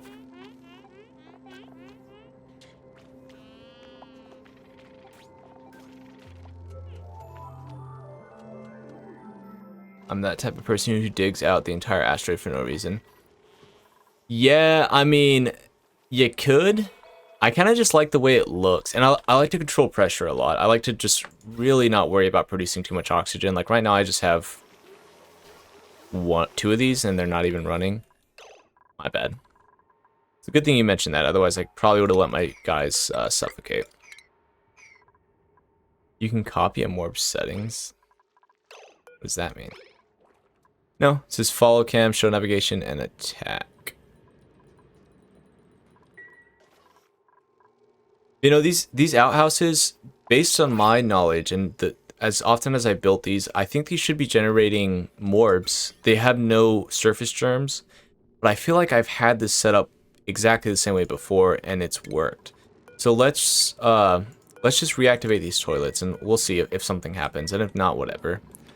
It gives you an option to copy settings. But why though? Yeah, what would you get out of that? Maybe because it's disabled. Yeah, like I said, I think I'm doing what I normally do when I set up the farm.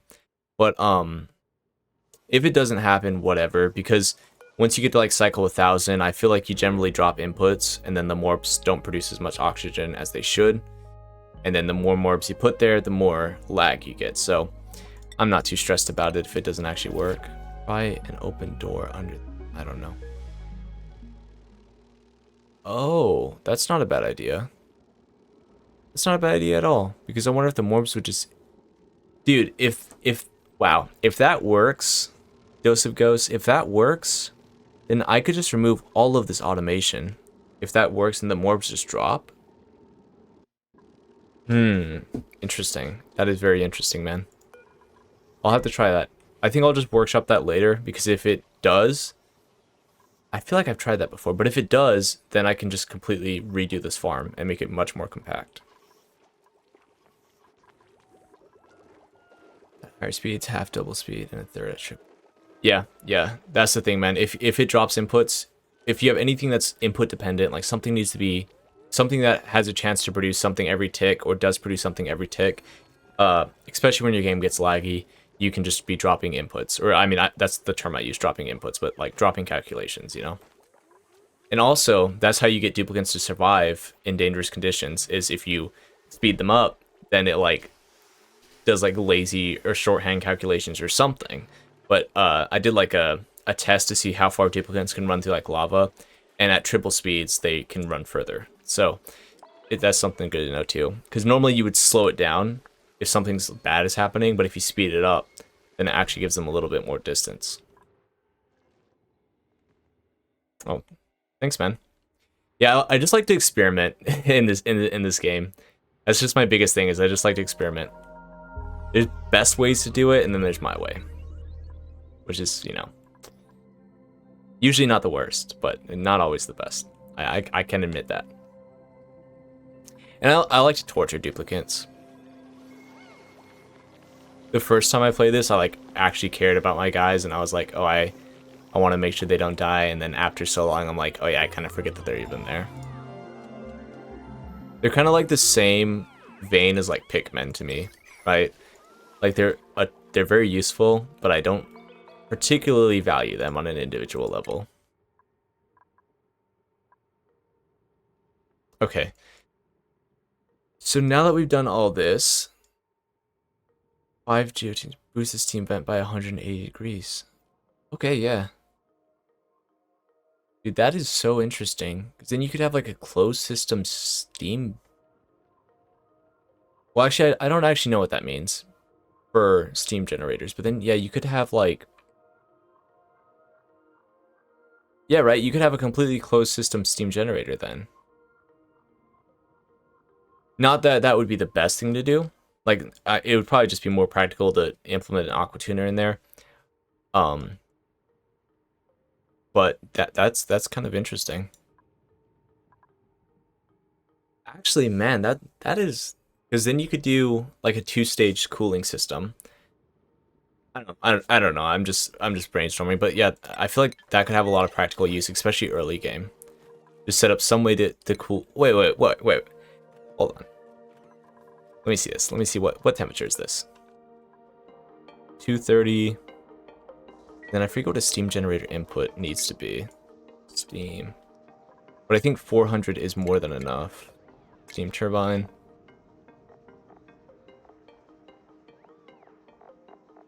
It doesn't say exactly here. Slap a steam turbine on there and be done with it. Then all you have to do is cool the water output. Yeah, that's what it sounds like, because isn't it 400 close to the optimal temperature for the steam turbine? So yeah, you could just have a cool... Yeah, that is so useful, because then you could just cool your frickin' the water from the steam generator and use it immediately instead of waiting for like an advanced setup. But you said it uses a lot of bleach stone. Oh, it's only 257. Yeah, for whatever reason I thought it was like 400 for the most efficient, but I don't know.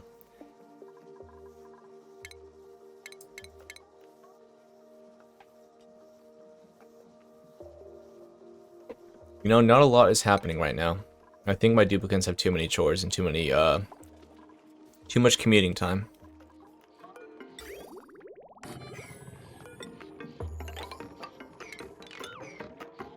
My base generated 10 to 12 tiles away from cool steam and a steam geyser. Wow. Just don't build around your printing pod then, I guess. Yeah, I immediately just ran up here and just slapped some insulated tile up. So that way I didn't have to worry about it. I know, well, I don't think it's overpressurized, no. So yeah, it's not quite overpressurized, and it's below the temperature for a gold amalgam. So, yeah, I just threw it in insulated tile so I don't have to worry about it for a couple of cycles. And I am trying to maintain this to be like a vacuum room. I know I didn't need to put my infinite water storage in here, but I just did. I don't know. Don't ask me why. Don't ask me why. If you ask me why I do stuff, you'll realize that I don't know as much as I should. You know, I'm gonna maintain this little area up here at vacuum for now, just so if I need to do some kind of vacuum build, I just have it there. Okay, guys, let's make you guys more efficient, because this is killing me. You guys are spending way too much time running around. So we could put a fire pole here. I don't think it makes sense to extend the ladders all the way up, but maybe it does. Hold on, let me see what they do at the top of the ladder, actually. I kind of forget with movement. No, so they just run right up. Oh, steam or with fire poles, I think they have to be adjacent to it, so I think it should go all the way up. And then, let's see, what is this door doing? It's making this a barracks, right? Yeah. I should really find a better place for my barracks before too long. So how about, let's do that. Let's start building like a barracks block up here. I did put barracks inside a Spacefarer module before, and it does work very well. Keeps them out of the way, and it lets you build a whole bunch of luxury barracks for, like, and it basically doesn't take up any space at all. But working with rocket modules as buildings, like dropping them onto tiles, can be glitchy, so I'm just gonna do it the conventional way.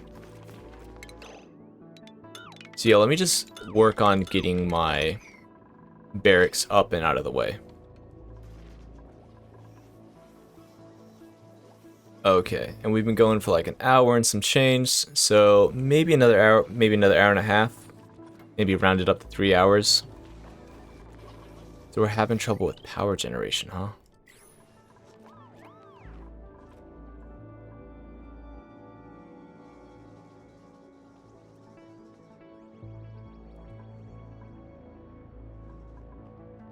Yeah, Adrian, is that YT YouTube? Do you got a YouTube channel? Do you want to rep? If it's auction not included content, then I'm there for it. Since I started like creating YouTube and stuff, like YouTube videos, I spent a lot of time looking at like low view YouTube channels, just because I don't know, like it's hard to get views, and there's a lot of interesting content. Let's just put it that way out there. When you're in like the sub 10 views, a lot of very interesting content.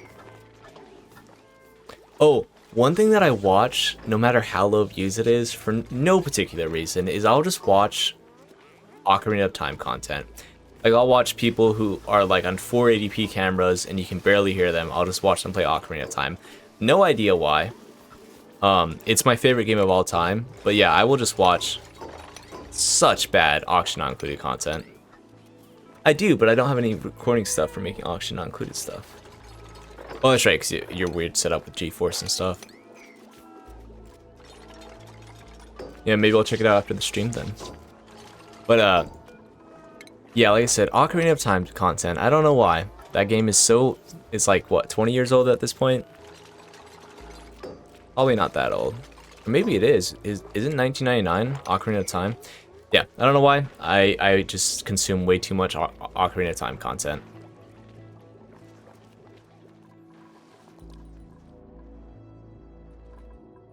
Okay. Have I activated this yet? I have not. So this is the input. And then I need to find the output on this planet, right? Oh no, the output's right here. Okay.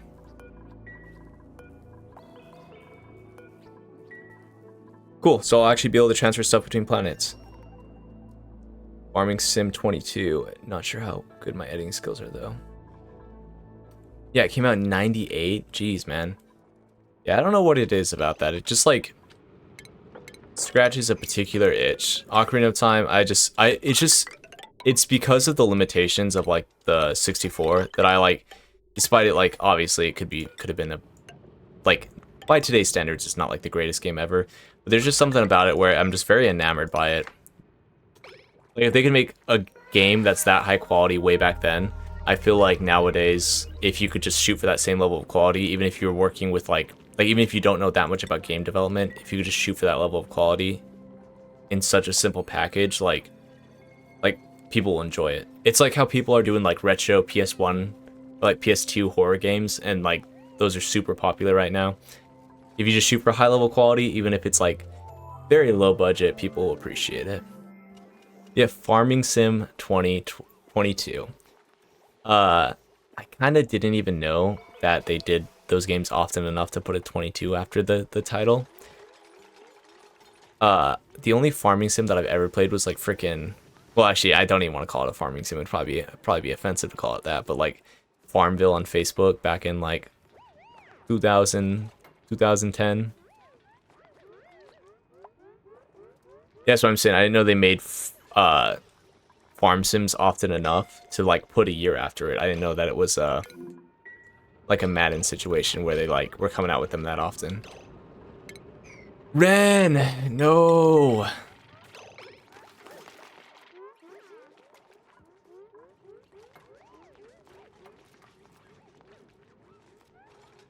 I worked on a farm for all of like 6 months when I lived in Montana, and I would not want to freaking do that ever. I really like farming shows though, like Clarkson's Farm. It's like one of my favorite shows ever. And so I can appreciate it a lot, but holy shit, is that a hard job.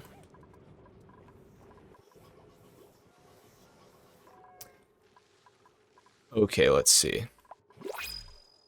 Again, guys, sorry. If I'm like not doing enough, you can be like, yo, focus on the game, and I'll do my best. I will do my best to focus. Let's just get some more construction people popped out of here, because we're doing fine with food. We're not really limited by anything besides labor at this point, so let's do this. And then, again, steam generator. So let's just put a whole bunch of copper through here. Right? Because we're not getting a smooth hatch anytime soon. You know what? Screw it. I'm gambling again. I'm going to do this again. Go grab a hatch. Somebody go grab this hatch. Put it through the freaking critter fluxomatic, and let's pray we get a smooth hatch. Come on. Go grab him.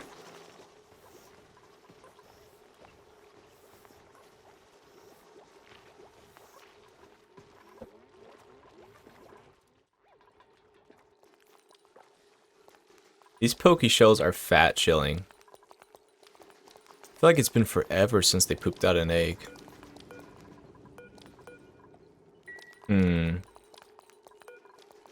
No, I guess I guess their reproduction rates are just that low.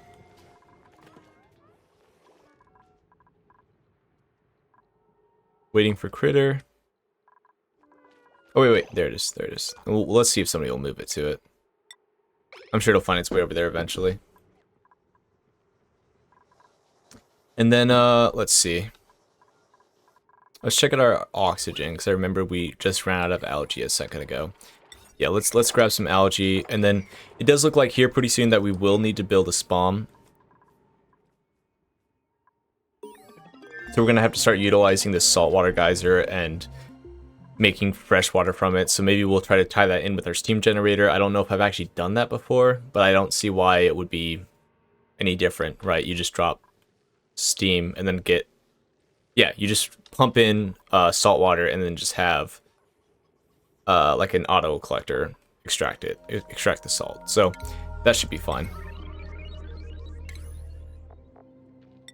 Transit tubes. Okay, so these are 50 a pop. Crossings are 100, and this is fine metal.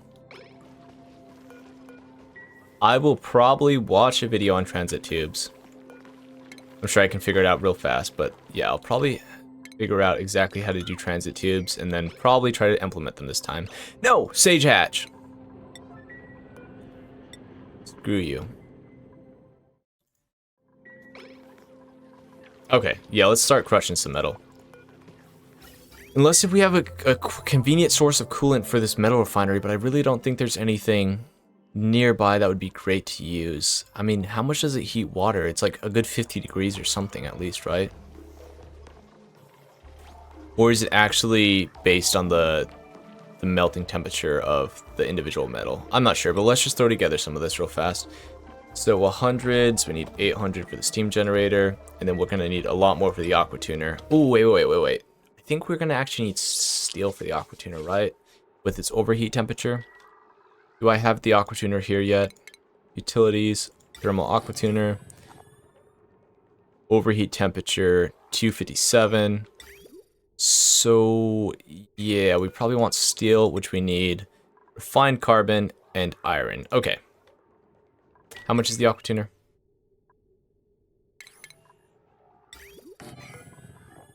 Whoops, what am I doing? 1200, okay. Oh, wait, but I can't even make it unless if I have this. Pros, though, is that I can stream auction not included. Cons, if you don't have a subscription, you can only play an hour before having to leave and replay over again. What? Having to leave and replay over again. Oh, you just mean GeForce is like that? For the streaming asset? Or the actual playing the game? You have to reload it every hour? Dude, that sounds like it sucks. You said your laptop was broken? Just get it fixed, man. At that rate, get it fixed, dude. Wow, that's insane. Oh wait, the steam generator. Before I forget, let me focus for just a second before I forget about this. So what is this overheat? 250, wait, it's 257 even with the gold? Plus 90. Those numbers are not computing. What? Yeah, its overheat temperature should be plus 90, right? It's at 347. $200 though. Yeah, I mean, that is a fat chunk of change. But I mean, like a new... Wait, what's wrong with you? You bust the screen up or something? Because I replaced, like, the LED on, like, a tablet, I think. Like, not a Surface. And, the screen cost me, like, $100, and it was actually really easy to replace it. It's a little, like, crooked, but it does work just fine. It's expensive, yeah. Yeah, I believe it, man. Heck is hella expensive. Ooh, wait, that's right, we can't build this yet. Can somebody tell me real quick, how much does it heat liquids? I think I'm overthinking this. I think it's not that bad. 210. Yeah, I think I'm just being a little ridiculous. Let me just pump some polluted water in here real fast.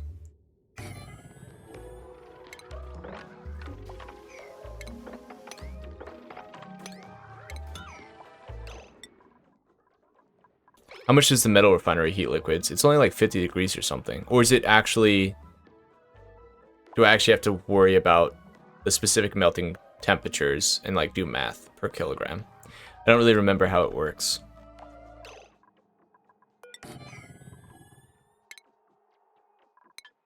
You can check per metal. Okay. Okay.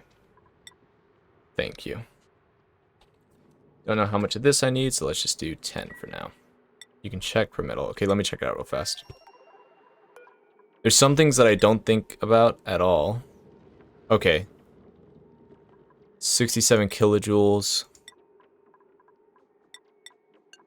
100.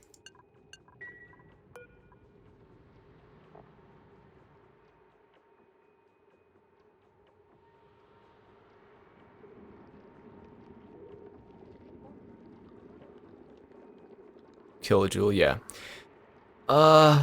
Okay, that's too much math. I'm pumping this through here. I'm just gonna get a snapshot of it real fast.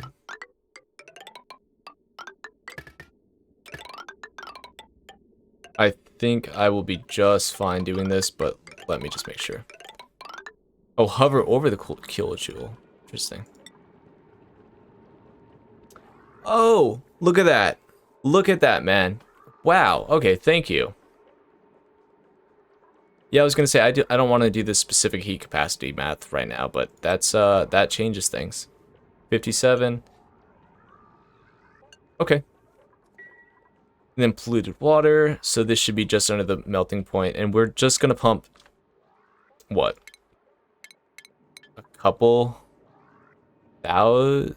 We're not pumping that much through here. We're not pumping that much through here, is what I'm trying to say. Let's just do this for now. This should be just fine. Awesome, yeah, thank you so much.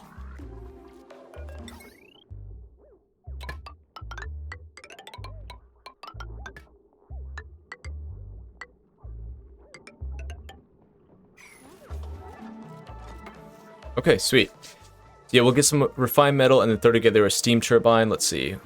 Yeah, I think we'll run down the clock until we get the steam turbine. So if we go over the 3-hour mark, whatever. Just is what it is. Are you guys currently playing right now? Dose and Adrian? What cycle are you on if you are? Actually, what's the highest cycle you've been to? I feel like usually when I get around 1,000, I'm ready just to start over.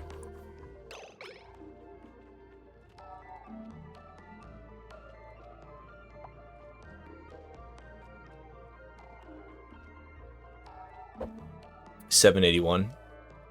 Yeah, usually when I get around about 1,000, I just learn so much stuff, or I'm like, I could have done this better, or that better, and so I just want to restart. About 2,000. I started a new one today. I'm on cycle 86. So 2,000, that's pretty big. I feel like maybe... I guess I don't really know what my highest cycle was. I think probably in the... maybe 1,500. My highest, I have no clue. Cycle 86, so still very fresh. I mean, I'm only at 120. I remember when I first started playing this, and I would get to like cycle 100, and I was like, oh, I'm so far! And then now I'm like, dude, like if you're setting up your base for long term, cycle 100 is like just the start. You're just getting started. That's right, we still have our Puff Princes in exile down here. I need to make sure that they don't sneak out. And then, let's see. Yeah, we should be far from... Yeah, we're not gonna boil any of this water. First time I ever tamed a major volcano or geotuned a volcano. Yeah, honestly, I don't think I've ever actually tamed a volcano. Like, sure, I like metal volcanoes and stuff. But I don't think I've ever actually, like, particularly needed to tame a major volcano. So either you're building a lot, or you're on a planet without that many, building materials, or maybe you just wanted to, but yeah, I don't think I've ever needed to actually tame a normal volcano yet. Actually, not exactly true. I was on like a radioactive forest planet, and I probably could have used a volcano tamer on that one, because I was using like metal tiles because I was so deficient in building materials. Show you what it looks like if you have Discord. I do have Discord.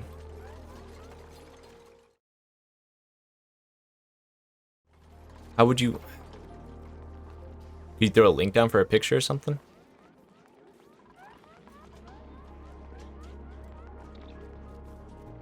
Yeah, I am curious. I build my volcano tamers a very particular way, which is vacuums, and then I use like a contactless pump. Did it for the heat, for steam turbine, and sustainable stuff. I could just send you a screenshot. Yeah, sure, man. How though? I'm almost done with the whole research tree. At 85, geez, I need to get caught up. Yeah, send us a screenshot. I don't know how you how would you go about that? What's the best way to go about that?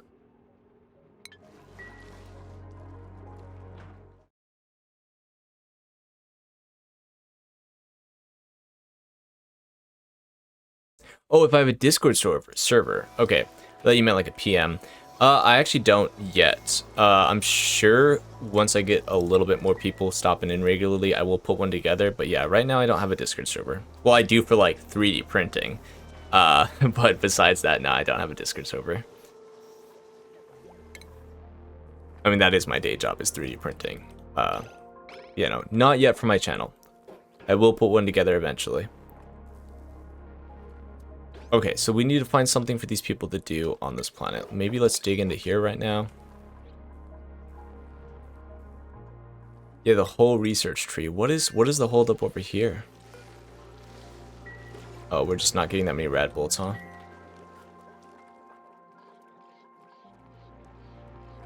Okay, let's start blocking this off so these princes don't get out. Not the type to try and PM a streamer. Well, I mean, no shame from my end. I mean, I get like 10 people stopping in here regularly, so it's not like I'm a big guy or anything, you know. On YouTube, maybe a little bit, but not over here. Over here, I'm basically just a ghost chilling. All right, let me wrangle this guy.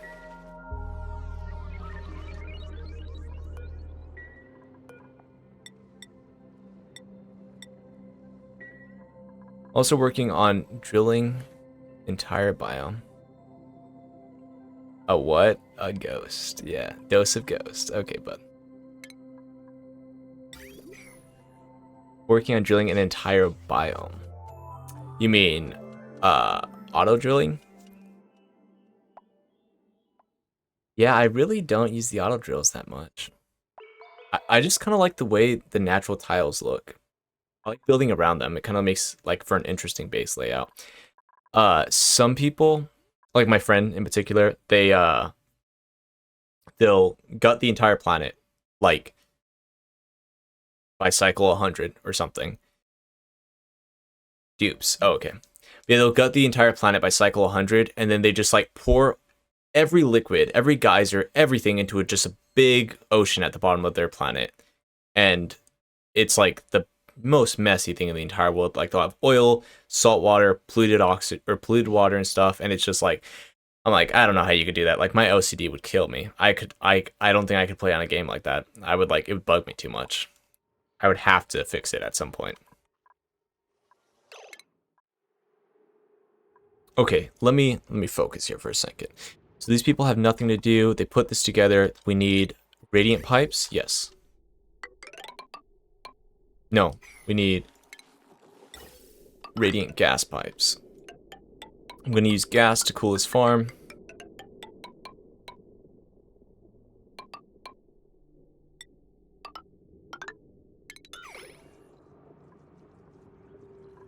Sweet. Okay, it'll be just fine.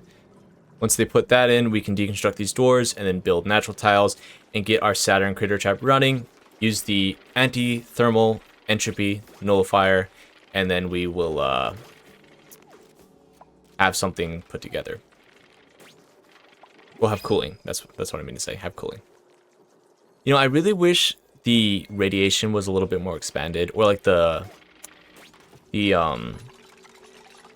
reactor. I wish the reactor had a little bit more in depth, because I used to be like a nuclear electrician, and I just kind of wish there was more management, and like it kind of like you could set up a more conventional like steam generator. Well, actually, you know what? I'm saying all this, and I actually haven't really messed with the reactors that much in this game, so maybe I'm just talking out my ass, honestly. But yeah, I kind of wish it was a little bit more in depth, a little bit more involved. But I almost never need to build nuclear reactors in this game. Like, all that being said. In fact, they're usually just more of a hassle. Like, if I ever build one, it's just for fun. It's just to experiment. It's just to test myself. Yeah, I kind of wish they were just a little bit more fleshed out, I guess. You can make some insane builds with them. Yeah, so I'm not really sure how it works in this game. But, like, you know, in real life, you generate heat, heats water, spins turbines, right? Heats water, heat exchanger, steam, spins turbines. Is the byproduct the heat is the main thing? Oh, okay, so yeah, then exactly. Then yeah, I guess maybe I should experiment with it more. Interesting. See, the biggest issue in this game, like in real life, a lot of like any kind of thing that deals with heat transfer, you use pressure, right? You use pressure to control the boiling point, or control state changes. And because in this game pressure doesn't matter, like things will boil at whatever temperature. Wait, yeah, things boil at whatever temperature, then it's not, you can't really build real life builds in this game. And I wish they had that. I wish they had pressure. I wish pressure controlled state changes, but it just doesn't in this game. And to be fair, that would be basically reinventing fucking physics, right?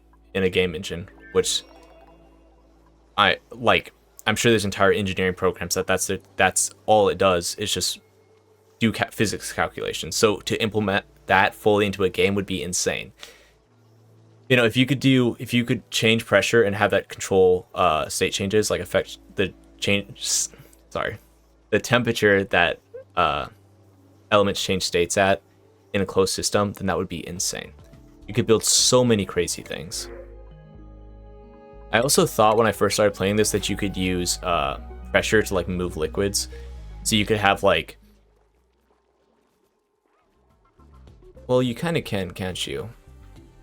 Actually, I didn't even think about that, but you could kind of have, you could have like oil act as a hydraulic fluid and then push liquid, but you can't really do anything too useful for that. And for the amount of setup, you might as well just build a pump, you know? You can run a maximum of like 20 plus turbines off a single reactor with the right build. The game actually does mimic that.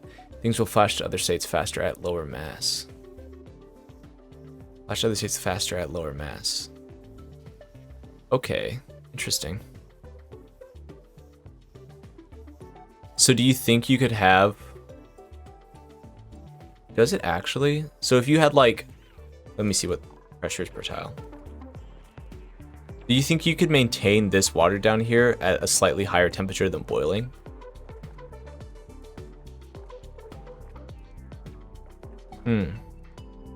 Yeah, I'll have to experiment with that. But yeah, if you have any recommendations for videos to just check out about reactor builds, I'll definitely take a peek.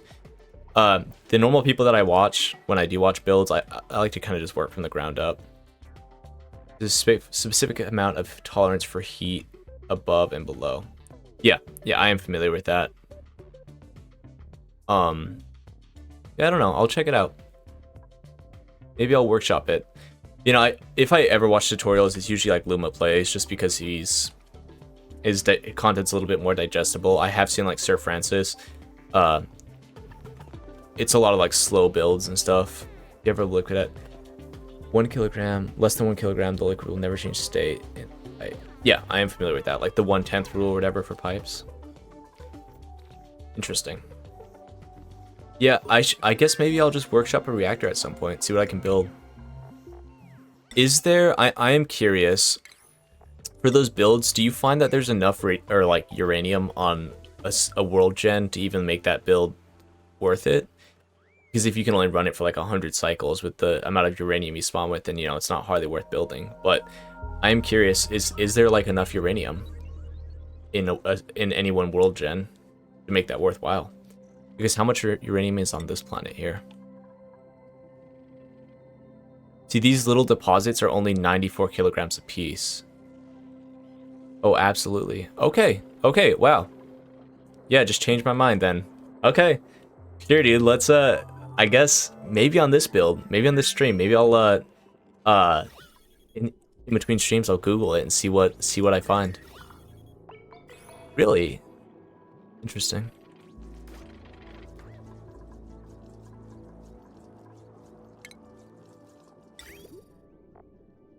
You know, like I said, that's why I like chatting with people in the community. You just learn new stuff all the time. Ammo sensor.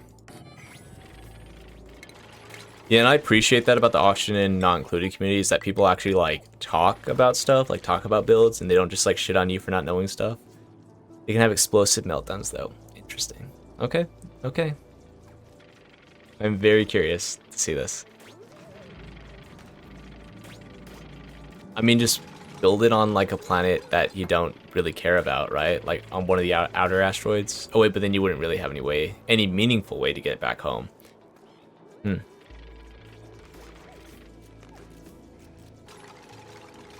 Okay, I'm just chilling out watching these guys work. Maybe I should start building these doors and stuff. Let's do this. Perfect.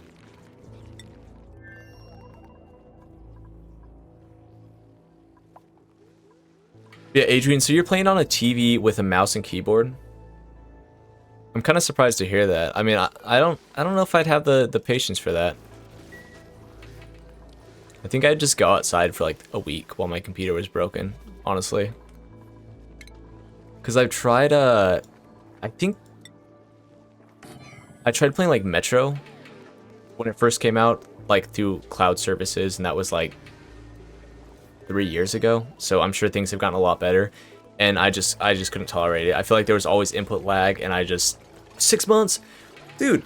I don't know if you're in the position to where you're working, like, I don't know how, you know, I don't know if you're in school, if you're working or whatever, but dude, I would put in like a couple hours of overtime at that rate. You know, I remember when I wanted to play Metro and it wasn't available on PC at the time or something like that.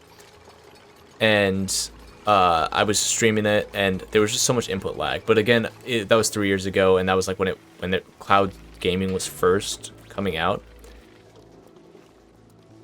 10 kilograms of enriched uranium per cycle. Okay. Oh yeah, but that was like when cloud gaming was first becoming popular, and I also lived in Alaska, which has shit for internet, and I'm sure it's really far away from servers. So I just it just wasn't really a thing for me. Like, I just couldn't play it. I just gave up on it. Didn't have a job, plus I'm in high school. Yeah. Okay, that's fair. That's completely fair. And yeah, dude, don't stress about getting a job in high school. I worked in high school. I won't let you get good, dude. I mean, money's nice. Money is very nice, but dude, like, yeah, I worked way too much in high school, and I like didn't even show up for my senior year, which it didn't really matter, but I shouldn't have been doing both, honestly. I should have just been like, I'm done. I'm gonna graduate my junior year, or I'm just gonna work my senior year. Yeah, school is hella important, and I really thought grades wouldn't matter at all, but then like, oh, when I applied for college recently, not that I'm currently attending college, but when I applied for college, they were like looking at my high school transcript, even though I've been out of school for like 5 years at this point. They asked for my high school transcript, and I was like, shit. And I had to explain to them, I was like, okay, so I could have graduated my junior year. I didn't, because I thought it made more sense to go to school my senior year and take like AP classes. Didn't show up for those classes, so yeah. And I was like, please just don't look at my senior year. Yeah.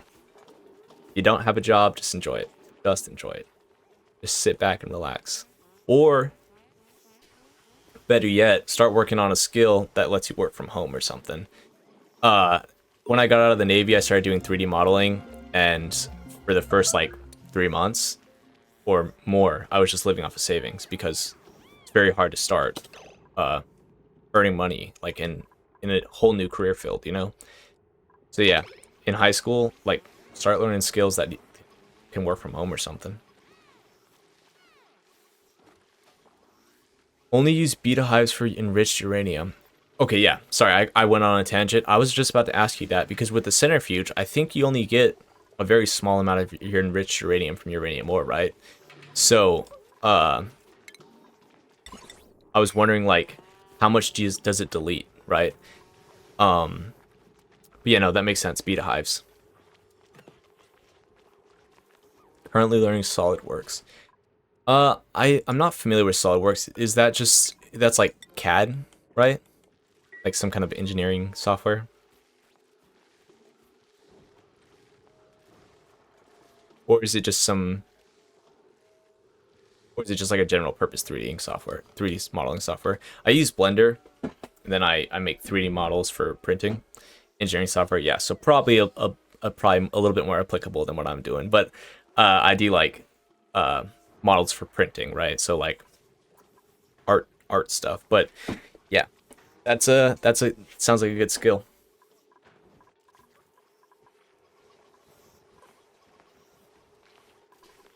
I would like to go to school for engineering, so I should probably learn some kind of modeling software at some point that's actually used in the industry. Aerospace engineering because I live next to NASA. Awesome. Isn't there like multiple NASA campuses? Because I think I went to one in like Connecticut or something. And I think, isn't there one in like Arizona or something? Or maybe I'm just being dumb. Honestly, I don't know. You know, aerospace engineering probably pays phenomenally.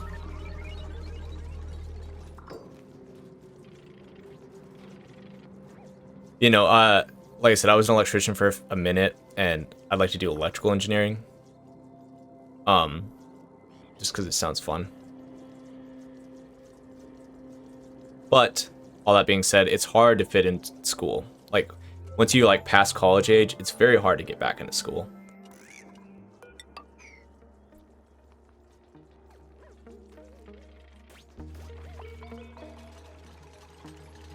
Scholarships as of right now. Yeah, do that.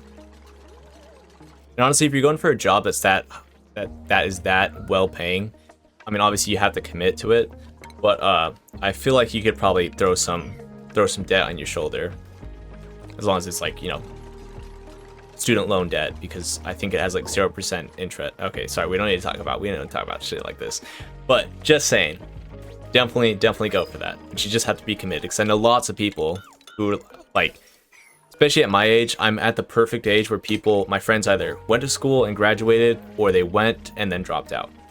So you definitely got to be committed for sure.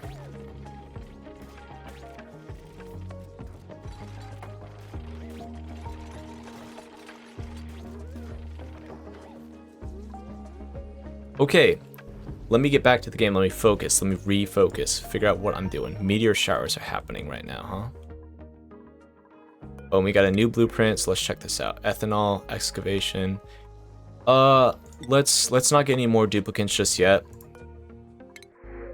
Until I kind of plan this out a little bit better. Remove. Let's wrangle this guy. They're not overcrowded just yet, but I feel like they will be here pretty soon.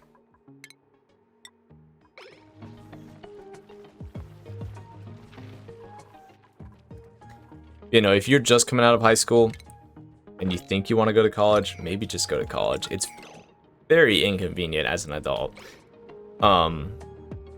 Because people expect you to like be making money, and if you're just going to school, you're probably going to be pretty tight on funds, and yeah. It do suck. It do suck.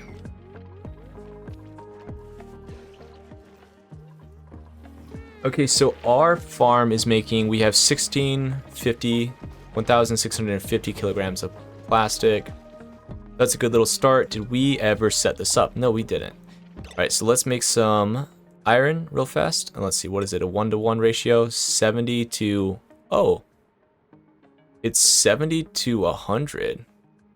Wow, I didn't know that, guys. So if you refine your iron and then turn it into steel, it does cost you carbon and lime, but ultimately you're getting more refined metal out of it. You should basically never build with iron. Okay. So let's see. We don't need the turbine to be made out of steel, but we need the aqua tuner. So we need 70 times, no, we need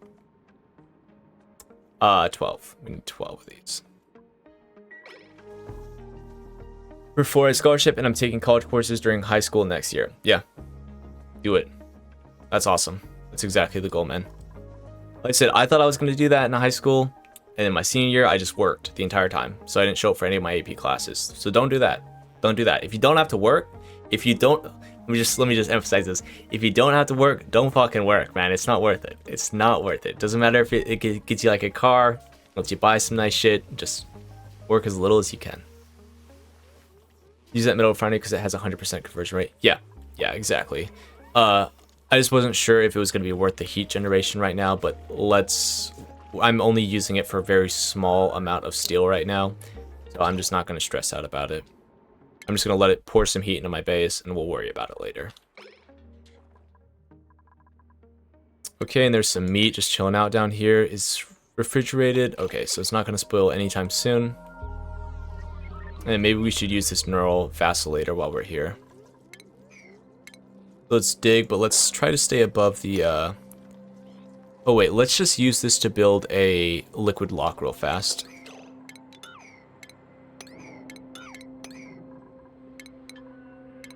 Alright. Boom, boom, boom. That should work? Or am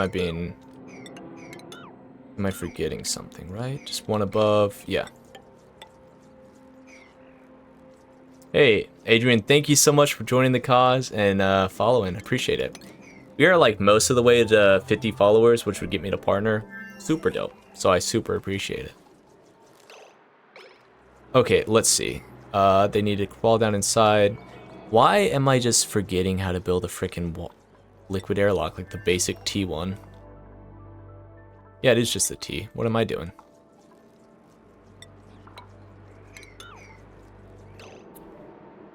You guys ever get to this point where you're just staring at something and you're like, what is going on?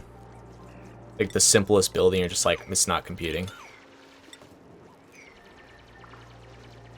Aiming an iron volcano right now, and this is hell. See, that's what I was saying. If you, cause like, what is the temperature for iron gas? It's got to be huge, right? 4,900. And what did we just say the melting temperature of steel was? 4,000. So maybe you could. Oh, that's what I'm doing. Okay, so yeah, dude. If wait, has it always been that simple? Could you just always use liquid iron to melt the rocket hull? No. No, the rocket haul for sure is like extra hot, right? It's like 5,000, 5,200. Just letting you know I'm absolutely going to steal that. If that works, I'm absolutely going to steal that and make a video on how to get out of the rocket haul using an iron volcano, if that works. If it's that simple, I'm 100% stealing that. I will credit you for leading me to that, but I'm 100% stealing that, dude. Yeah, just let me know. Let me know what kind of temperatures you're going to work with. Like if you do geotune, like what's the maximum temperature? That would be dope.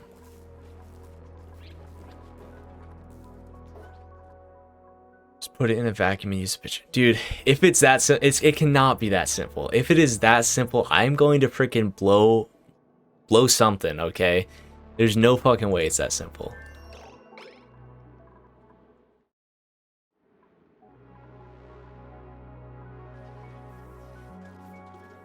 Yeah, just let me know what you find. And yeah, while we're here, I'm not gonna get a smooth hatch by any other means, so I'm just gonna keep putting these guys through here because I don't really care about any other hatch variant besides the smooth hatch. Watch me. Yeah, dude. I mean, if it's that simple, then dude, fuck me, man. Like seriously. It's so hard to melt the rocket tiles, even with the metal refinery, just because you have so much heat transfer in the rocket ship, right? You basically have to melt 20 tiles simultaneously. It's insane. Yeah, if you just have a liquid that's already that temperature, just forget it, man. Just forget it.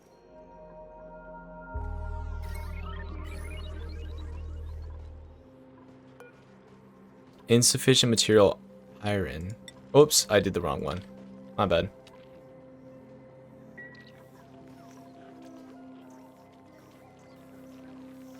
Yeah, I don't want to feed them ores though, is the thing. I don't want to waste resources on them at all.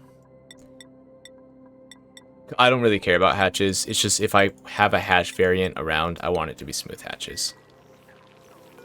Oh wait, but will they just go back to making normal hatches if I don't feed them? They will, won't they? Okay, okay. Yeah, I guess maybe I should just leave them be. I kind of just let hatches hang around because why not? You know, they produce a steady passive supply of food.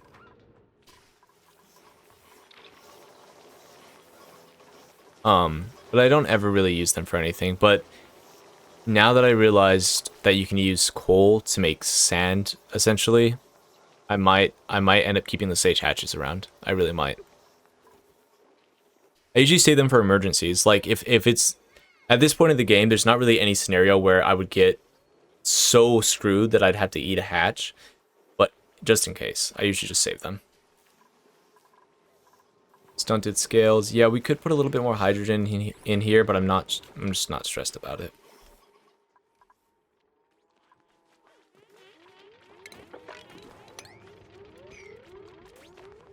Okay, so we resupplied our water basin, and things are going good.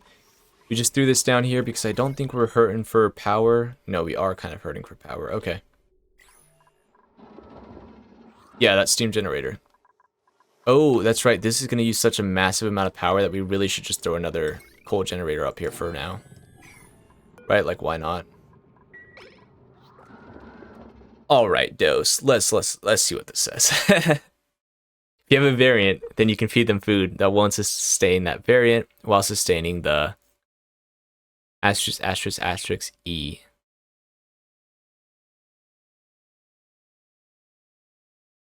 Did that censor that? What the fuck does asterisk asterisk asterisk E natural chance? Okay, if you have a variant, then you can feed them food that won't sustain the variant while sustaining the natural chance of the variant's offspring being that variant is high enough to just let them pop out tons of eggs and only put the variant type of the egg back into the ranch.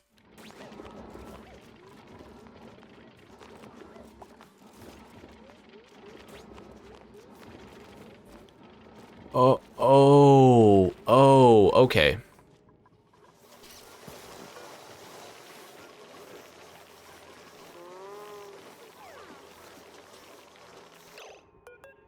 What is the stone? What is the smooth one then? Where's that stone hatch? I know he's sitting in here somewhere. Maybe he's not. Maybe he died.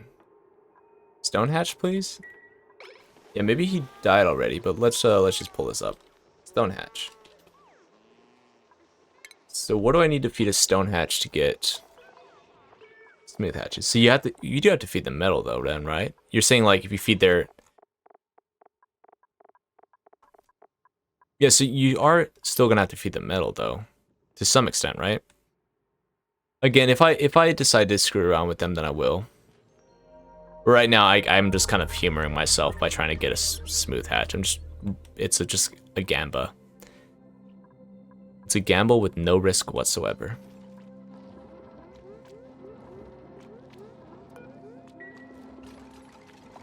And pop out tons of eggs and only put the variant type of egg back into the... You know what I want to explore? Trying to make a wild ranch that actually has a net positive critter gain. Because I think technically... Well, actually, I'm not sure, but I think technically... Most critters have one egg per life cycle, right? I think. Even if they're being fed, as long as they're wild, right? So I think you can't really beat that. I mean, I think you'll always... Sorry. I think you'll always replenish your population. It'll never really grow. Unless if I'm just being wrong. Unless if I'm just completely wrong. You can't wild critters only make one egg. Yeah, so I want to explore a way to increase that. And I don't know if that's possible, because I've experimented with it before, and I think I just came to the conclusion that it wasn't possible. But maybe I missed something. I feel like that'd be a really cool thing to do, is try to get a wild population to grow.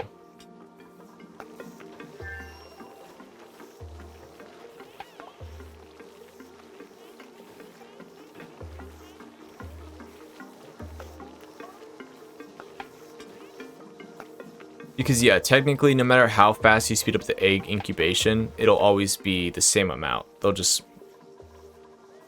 Right? I don't know. I don't know. Okay, we don't want any more people here just yet, so let's just do brine.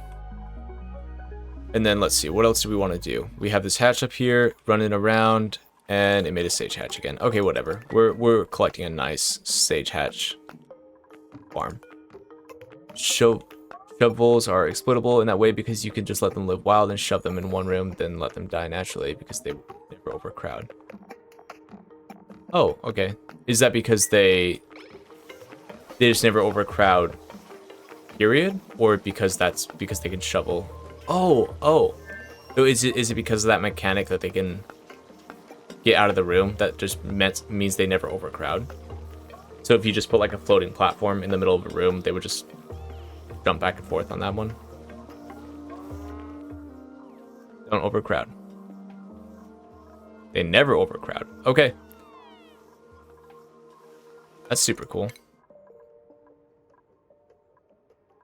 I think you can get them in asteroids too, can't you? So there's a chance that you'll just find one. We'll do advanced doctoring, and then... Yeah. Because I do remember on Spaced Out that I don't think I really ever saw shovels, honestly. I could just be wrong about that, but I don't really remember ever seeing shovels on Spaced Out. So I wonder if they reintroduced them with like the asteroid update, or if there's just a very small chance that they spawn. Or if it's on a very specific planet, maybe.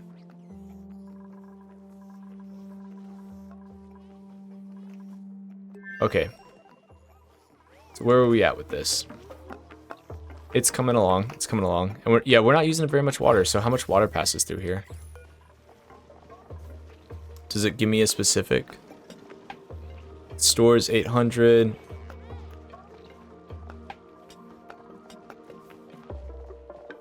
And it uses 800 per, or 400 per slug, right? Okay. So yeah, it's a very minor amount of water. Okay, so yeah, we'll get just enough to put together a steam generator, and then we'll retire that metal refinery until we set up a better coolant system.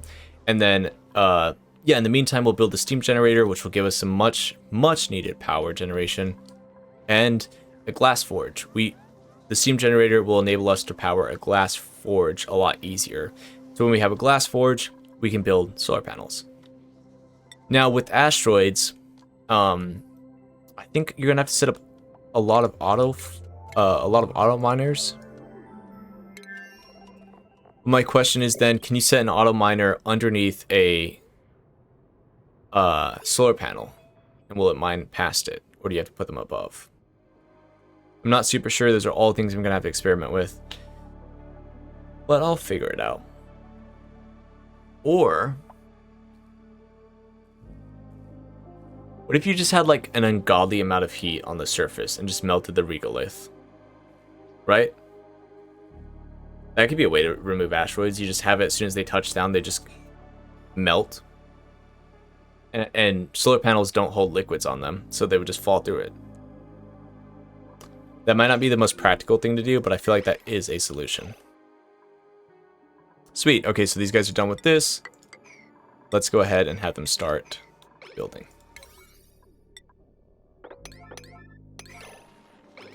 Yeah, but correct me if I'm wrong, but I haven't seen shovels on any of my asteroids, and I wonder if they're more common on outer asteroids maybe.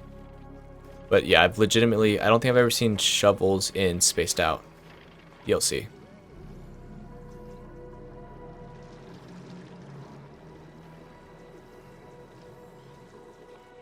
Okay, we are at the 2.5 hour mark, and like I said, I really want to do the steam generator, so I might push the envelope a little bit just to get this thing up and running. But there is a good chance that I might need to sit down and look at a build before I decide on how I want to put it together. So I might just wait on that. Okay, let's higher prioritize this. And then I've seen them, they're just not on certain planetoids. Okay.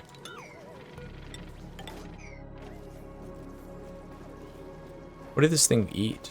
Oh, a pip? Oh no. Oh, that's so tragic. The pip planted it and then died. I mean, that does happen. That is kind of the life cycle of pips when they're messing with Saturn critter traps, but that's tragic.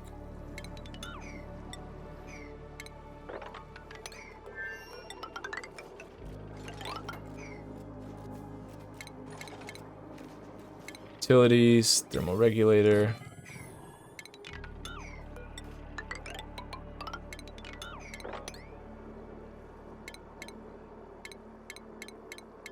Stations, automation, utilities, temp shift plates. Wait, no, let's do cobalt. We'll throw a smart battery here as soon as I have enough resources for it, and a hydrogen generator.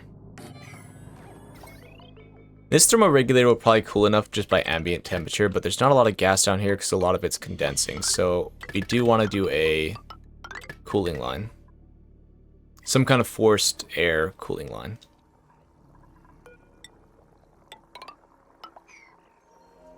Okay. That's a start for sure.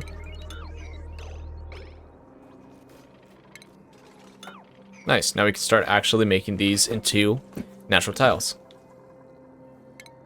Then again, we're going to need, let's see, how much refined metal. So 300 plus smart battery, which is 200 plus some automation lines.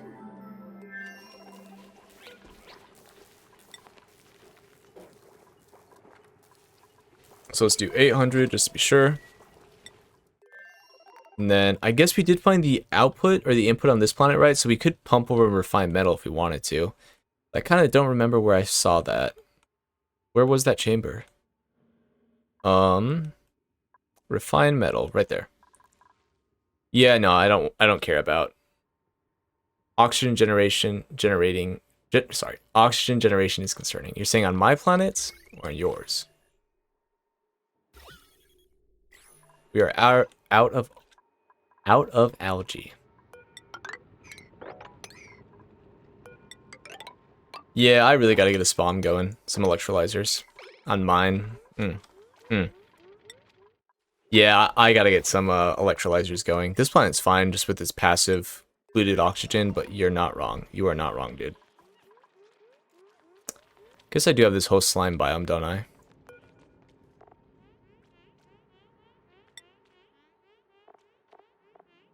It probably wouldn't hurt to feed these guys mealwood.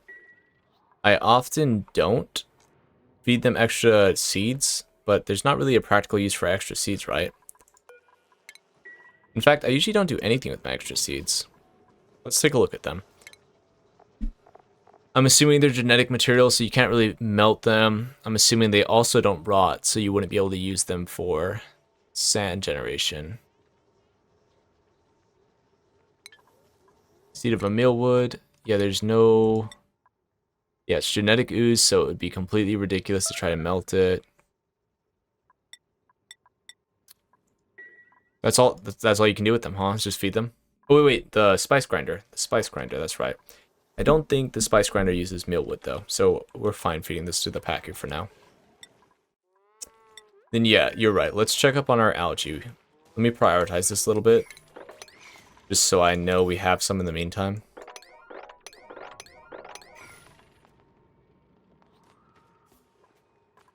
And then maybe we just... Yeah, how about that? Let's dig up here and just gut some of this this algae in the slime, and it'll just fall down into the water below, so we don't have to worry about slime lung in any capacity. Let's do this. Dig up. There. How's that? Don't have to stress about it for a couple of cycles.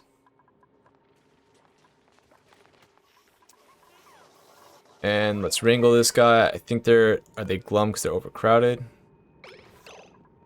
No. Why is it glum? Because it needs to be pruned or et or something?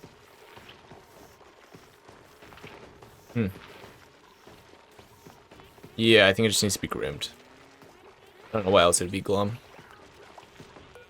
This farm is rapidly expanding. Yeah, I used to always over-engineer these farms, but this is a very simple setup and it's doing enough. I'm not saying it's perfect, but for not, I literally haven't even spent one iota of my brain power putting this together.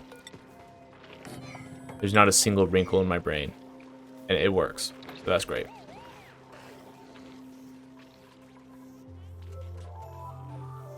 Okay. Let's wrangle this guy and let's move it. How are y'all doing on the iron? We are out of refined carbon. Let's see, we need 10 times 7, so we need 70. And how much does this make? Each one makes 100. Wait, we only need 70 kilograms? No, 20, 140. Alright, and then our research needs to be queued up. Missing research station, the data analysis. What did we get to? So we need the data analysis in order to get to the Radbolt propulsion. Okay, now the data analysis. How many cards do you think we have? How many data packs do you think we have at this point? Probably not a lot. If I'm going to be completely honest, probably not a lot. I didn't even realize that we had it researched. Okay. So we're not wasting all of our Radbolts. Let's go ahead and queue up some other stuff. Botanical analyzer. So if you guys have seen my video about mutated seeds, they're basically not worth it. I wonder if they've tweaked it so that way they're more viable, but I think I remember every seed needing radiation, and I don't exactly remember, but yeah, I just remember the seeds, mutating seeds, basically never being worth it. But I don't really care about that at all. Let's see. The diamond press. So, was it Dose or Adrian? One of you were saying that you use diamonds a lot. What do you primarily use them for? For like the drill? Don't you have to like resupply the drill bit on the rocket? I think that's the case, but I also think it's such a small amount that it has never even like crossed my mind. Drill come for the rocket. Yeah, that's what I was thinking, but I don't even think I've ever noticed that because I feel like I don't know. Yeah, I feel like I usually find enough diamonds and like asteroids and stuff, but I'm probably just haven't used the drill comb very much, honestly. I spend most of my time on the outer asteroids mining them, and I haven't really done that many clustered mines.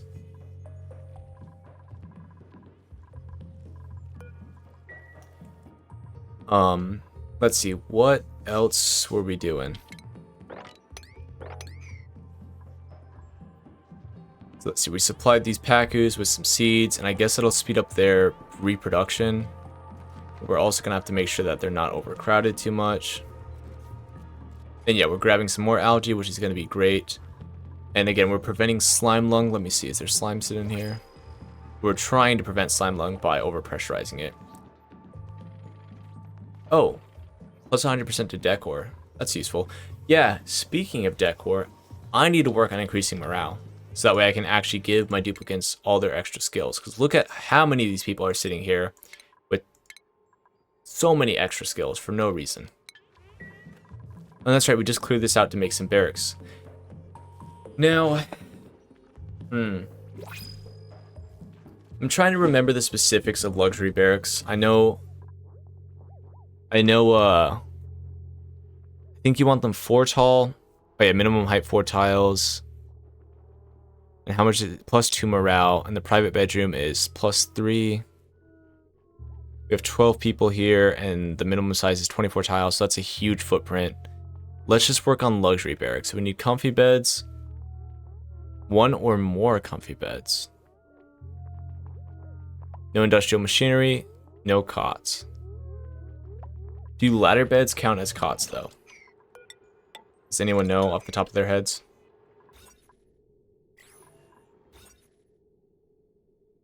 Luxury barracks. Minimum height 4 tiles.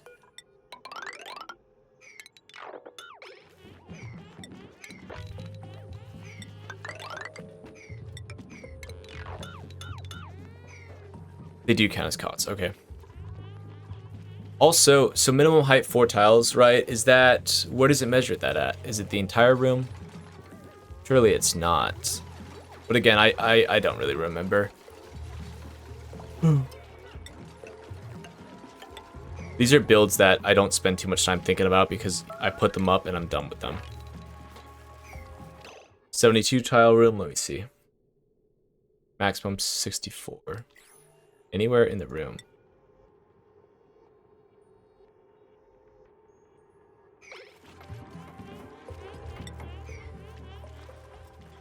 Then comfy beds take plastic. 200. And they're 4 tiles wide and 2 tall. Yeah, this is a quick upgrade. I mean, it's only plus 1 morale, but whatever. Decor item. Okay. Has back wall tiles. Okay, so this will be pretty easy to throw together real fast.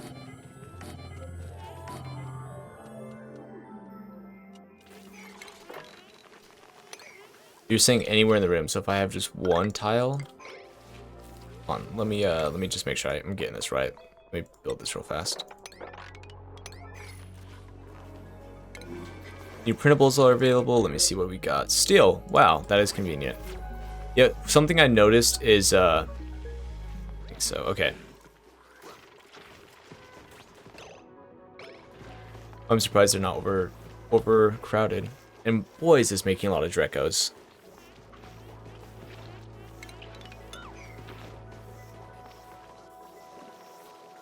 Could test if you'd like. Yeah, I'm just gonna see real fast. I just want to make sure that I'm not being dumb.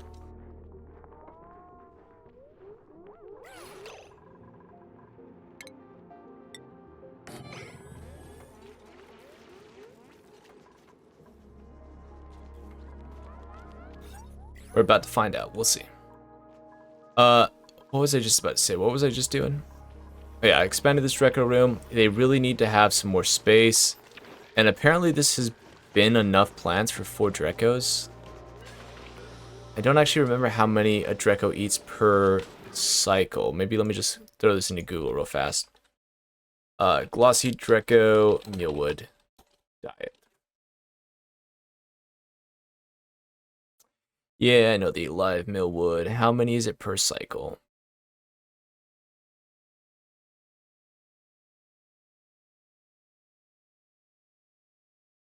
Oh, I kind of thought it would just tell me. They eat 1 unit per cycle, but they don't eat it in its entirety, right? They eat 1 growth stage, and there's like 3? whatever. I'm just gonna keep expanding until the room doesn't support them anymore. And at that point, I'll fix it. At that point, I'll actually figure out exactly how many I thought it was like 3 Mealwood sustained 1 Dreco, but that doesn't seem to be the case because there's 4 in here right now, and we have how many Mealwood? 10.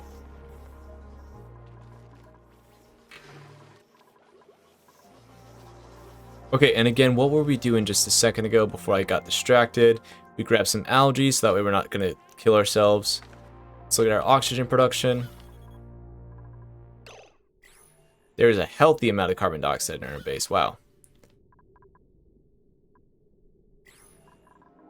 Okay. Oh, I see. We are no longer venting this gas right now. Oh, could test. Yeah, let's check this. So yeah, you are completely right. Oh, wait, I haven't put a decor item. Usually just put plants in here.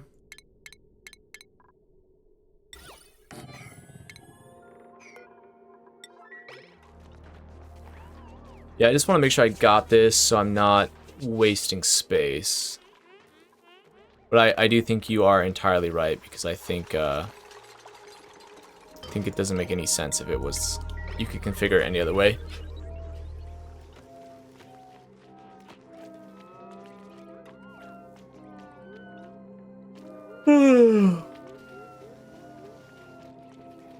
Oh, I definitely need to fix schedules, don't I? Let's put Ada over here. Let's see, Joshua, Gosman, so we just need to move 1 person. Let's put Gosman over here so we have builders in every cycle. Oh wait, I guess we don't have a builder. This is a operator. Okay, let's check this out. Oh, so it really is just anywhere in the room. Okay, yeah, see, I was confused. It's a good thing I tested it. I thought you were saying, yes, every tile had to be, but I just got it wrong. Okay, so that's really good to know. But then how would you configure this? I'm sure I could just Google it. Let me just do the math real fast. 28 tiles, 32 plus 2, 34 plus 28 is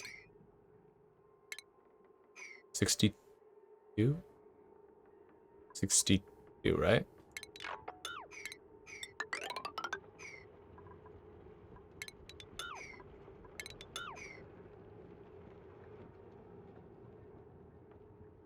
Is there a decor item that takes up 1 spot? Does crown molding count as a decor item? Hold on, let me just do some math real fast. That's 26, but we can only fit how many beds in 26? 2, 3. Okay. Okay. Interesting. Okay, interesting. Alright.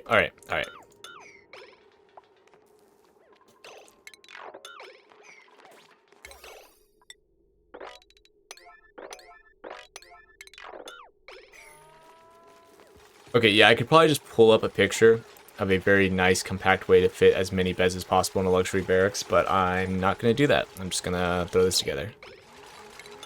Don't be mad, guys. Or you can be mad, but just try not to be. About to look so ugly.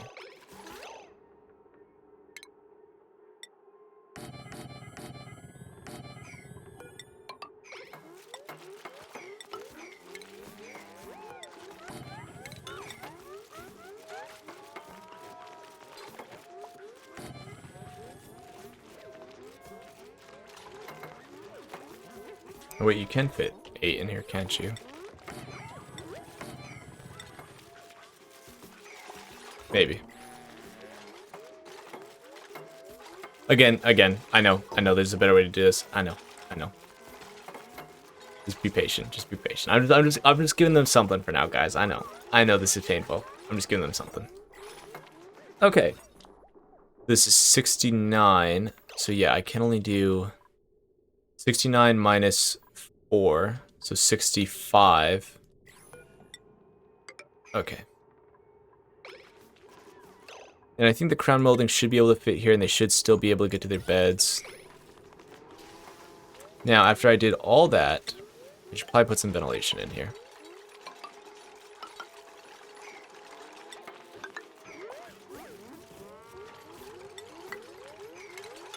God, I am so good at making terrible builds.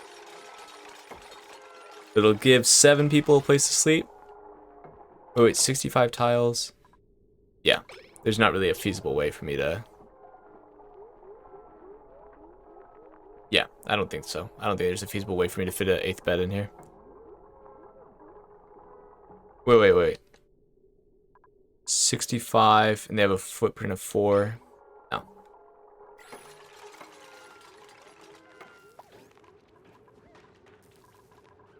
Then maybe we do this and put some symmetry in here. Put our pneumatic door here. And do 4 up top and 3 on bottom, right? So that way it's like nice and symmetrical.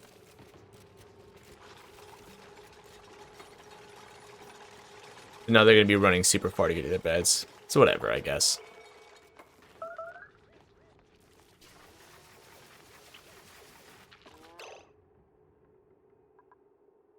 Oh, wait a minute. Let's do...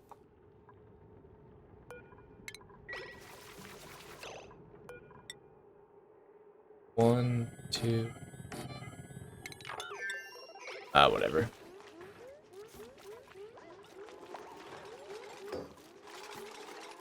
How much plastic do I have? 2,000.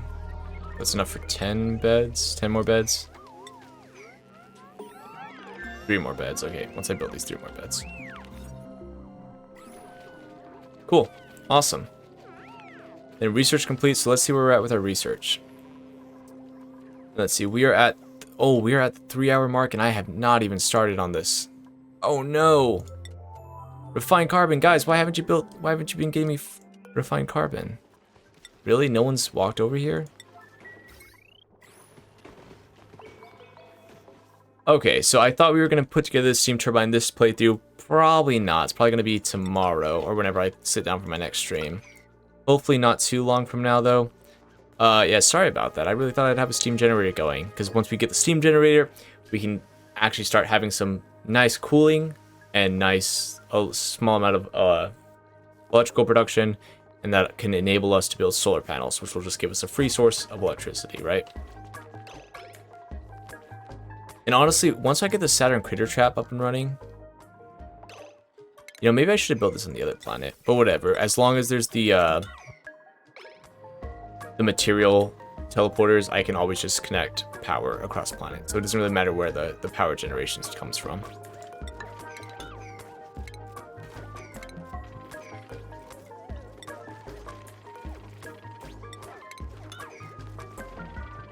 Lindsay, please go get some oxygen.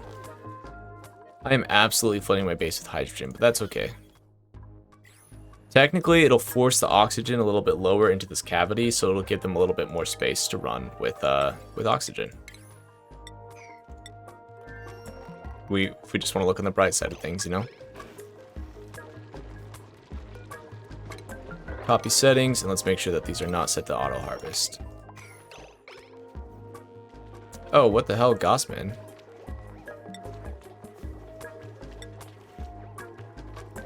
Critter version duplicate, Iron Gut, caregivers.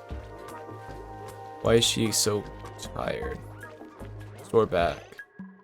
She slept on the floor. Why though? Am I missing something? Gosman, am I not looking at the right tab? Bio? Yeah. Oh, I think I switched her schedule in the middle of the night, so it screwed her up. Let's get pay. Science Steve. Research Ren. And then, who's this? Who this? Diggin' Dan. And then, Ada. May. And Ranch and Roy. Cool. Alright, well that helped. That cleared up some space.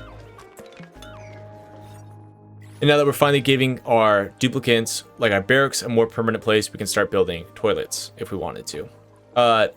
For me, it's really no difference between toilets and outhouses. It just shaves you time on having duplicants empty them. But I do find it can be better to have polluted dirt, or have dirt generation, than to have, or polluted dirt generation and then have polluted water. It just depends on whatever your base needs more. But I find that there's really no difference.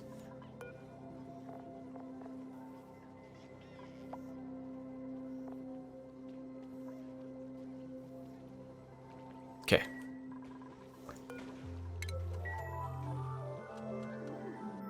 Then how are these guys doing? Do we still have 2 tiles of hydrogen at least? We do. Okay, that's enough for now. I'm content with that.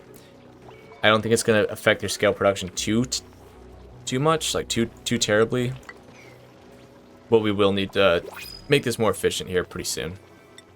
And Glowino, let's see what we can get. Gold. No, they don't really need any kind of metals over there. It's a very metal-rich planet. And then where were you guys at with the farm? Very nice. You guys are actually making progress. I appreciate you.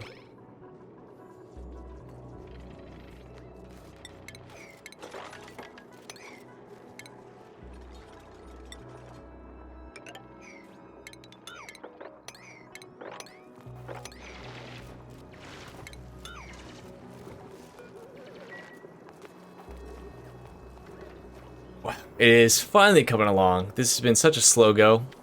I kind of haven't been watching these guys, so it's entirely my fault. And they also don't have oxygen down here, so it's extra my fault. But they're working on it.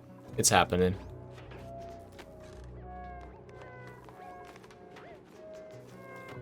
Yeah, I didn't know crown molding satisfied a decor item. I almost always put plants in here.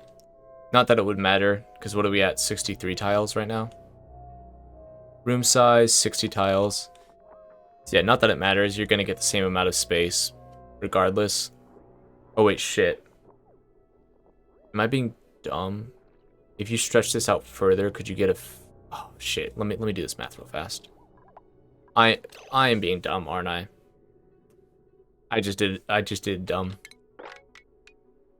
24 tiles. So let's say 28. Plus 4. Plus 3. 31. 31 tiles goes to here. 4. 4. 4. 3. Wait, so there is no way to...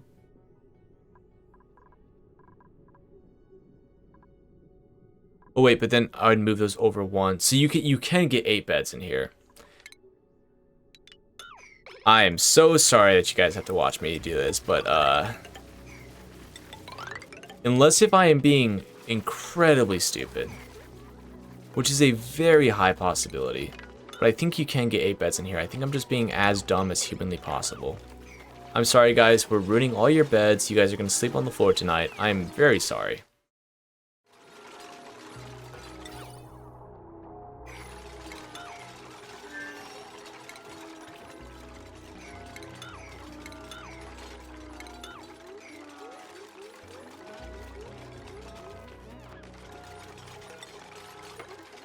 So right, if we do this, then I should be able to get 8 beds in here.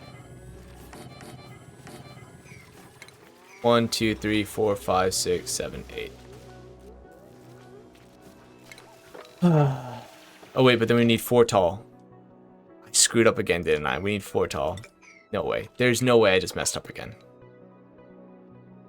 64. Why do I do these things? Why do I do these things? Whatever.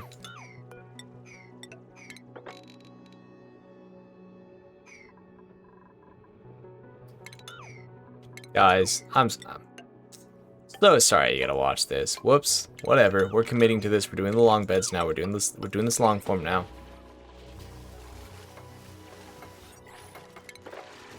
4 plus, so that's 60. This pains me so. Am I missing something? Can somebody tell me, am I missing something? Am I missing an important ingredient here? Is there some way I can get 8 beds in here? No, right? There's like literally no way. 2, 3, 4, 5, 6, 7. 1, and that would give me 64, right? 64. Okay, so there's no way to do it. There's no way to get 8 beds in here.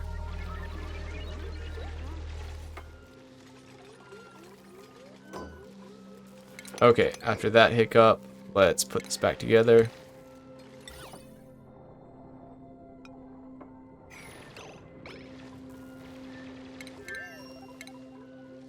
And we'll just give them a nice plant this time.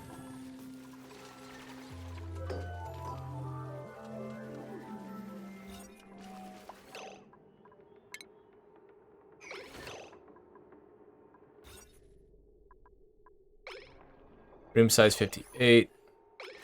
Okay. So what we should actually do so that way we can stack these compartments a little bit better is we should do this. I think that'll give us just enough. 4.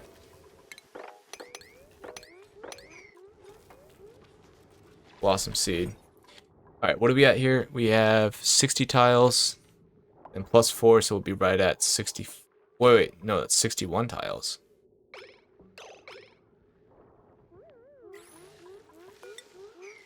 Okay, no stress though. No stress. I'll just block it in afterwards.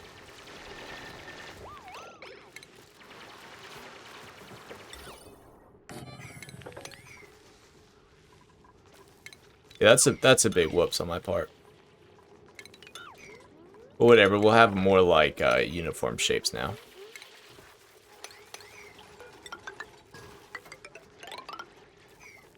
There we go.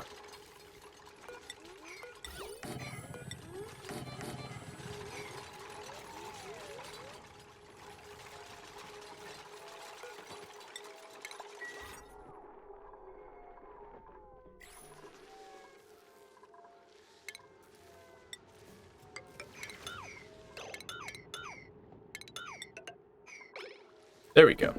Alright, now let's focus on something a little bit more interesting. How are our hatches doing? They are just chilling, they're vibing. Do you have any other seeds or any other eggs? Not really. Oh, and they nice, they gathered up this Poke Shell. Now we have a nice population of 5 so far. And how are we doing on that steel production? Did I just do really bad math? I think I might have. Entombed. No.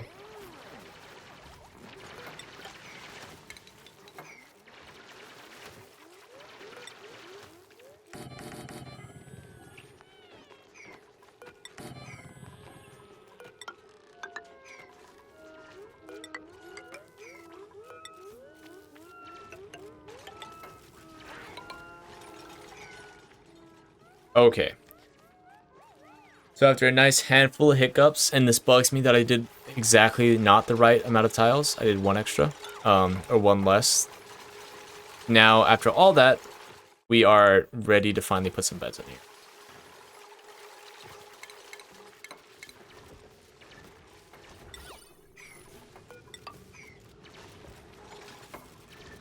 Okay, can someone please put this together real quick? Let's ranch this guy. Oh, actually, ranch both of these guys and then move them to here. We'll do yellow alert. I hate having these yellow outlines on my screen. Like, it does not look good on stream. Move to, boom, and then max priority. Okay, and we are past the 3-hour mark. Let's get these beds built. I just feel like I need to have some kind of satisfaction, some kind of completion here. And someone drop off these Drekos, please. So you can't alert them when they're on the ground, so it kind of sucks. But I'm hoping somebody comes over and picks these guys up here pretty soon.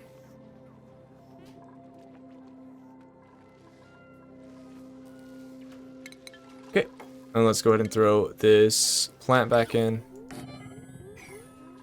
And this should be right at 64, or 65 actually. Wait, no, it is 64. I guess I just math really bad. And this one should also be just below 64, 60. Nice. But is this barracks? Yeah. Yeah, we'll throw our decor items in, and then these guys will be both ready to go. And I don't know how far this crown molding like stretches, but maybe we just throw one of these there.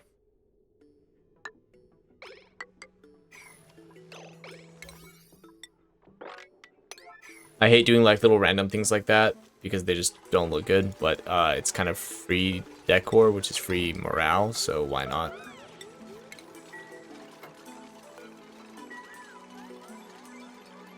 Okay, let's check this out. I mean, is it a lot? No, but it's something. And we were just shy of enough plastic for this, but once they groom them, because this guy's got full scales, right? Just about? What is his scales at? 97. Well, this guy's got full scale. Oh, wait, no, it's 54. I'm so bad. Okay, in a cycle or so, we'll have enough plastic to finish this off. And speaking of making materials, we have steel at 100. I guess we only need to make one now. And we're waiting on the lime. Okay, so small pokeshell mold. That's what it was. I didn't have these. I didn't have the pokeshell molds at the time. How many guys do we have here? At least 14, 15? About 20 hatches. And yeah, so it does look like we should definitely put a critter drop off in here with how much difficulty these guys are having with moving these. And again, we gotta do disable harvest. So many little onesie twosies things in this game that if you just forget to like select them, your builds will break. Your farms don't work. Okay, and yeah, we are producing a lot of additional rad bolts, so there's no reason not to just start producing them. Like, just start researching the next thing. There's literally no reason at all. In fact, it's only detrimental. Because I'm going to get duplicates getting shot with rad bolts when they run through this room.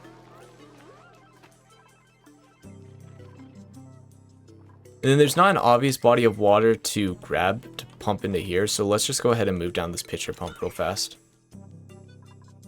We do have our infinite source of water up here. So I suppose I could start directing that to like a duplicate like water place, like make a nice little compact thing with a hydro sensor. But I'm going to give it a couple cycles before I start worrying about that.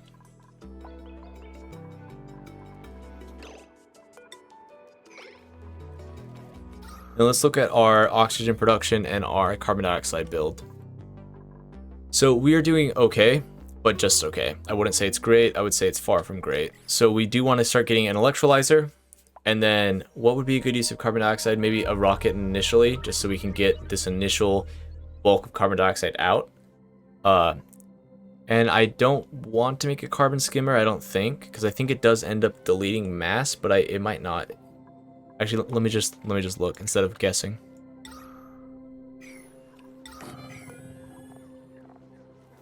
So it takes in 1,000 grams of water and puts out 1,000 grams of polluted water. So it does just delete a little bit of mass. 300 grams though, not bad. I guess if you need to get carbon dioxide out of your base, you can, but I think just putting in infinite storage makes more sense. Unless if you want the polluted water, I guess. Okay, cool. So we got these little barracks set up. How many barracks do we have? How many beds we have?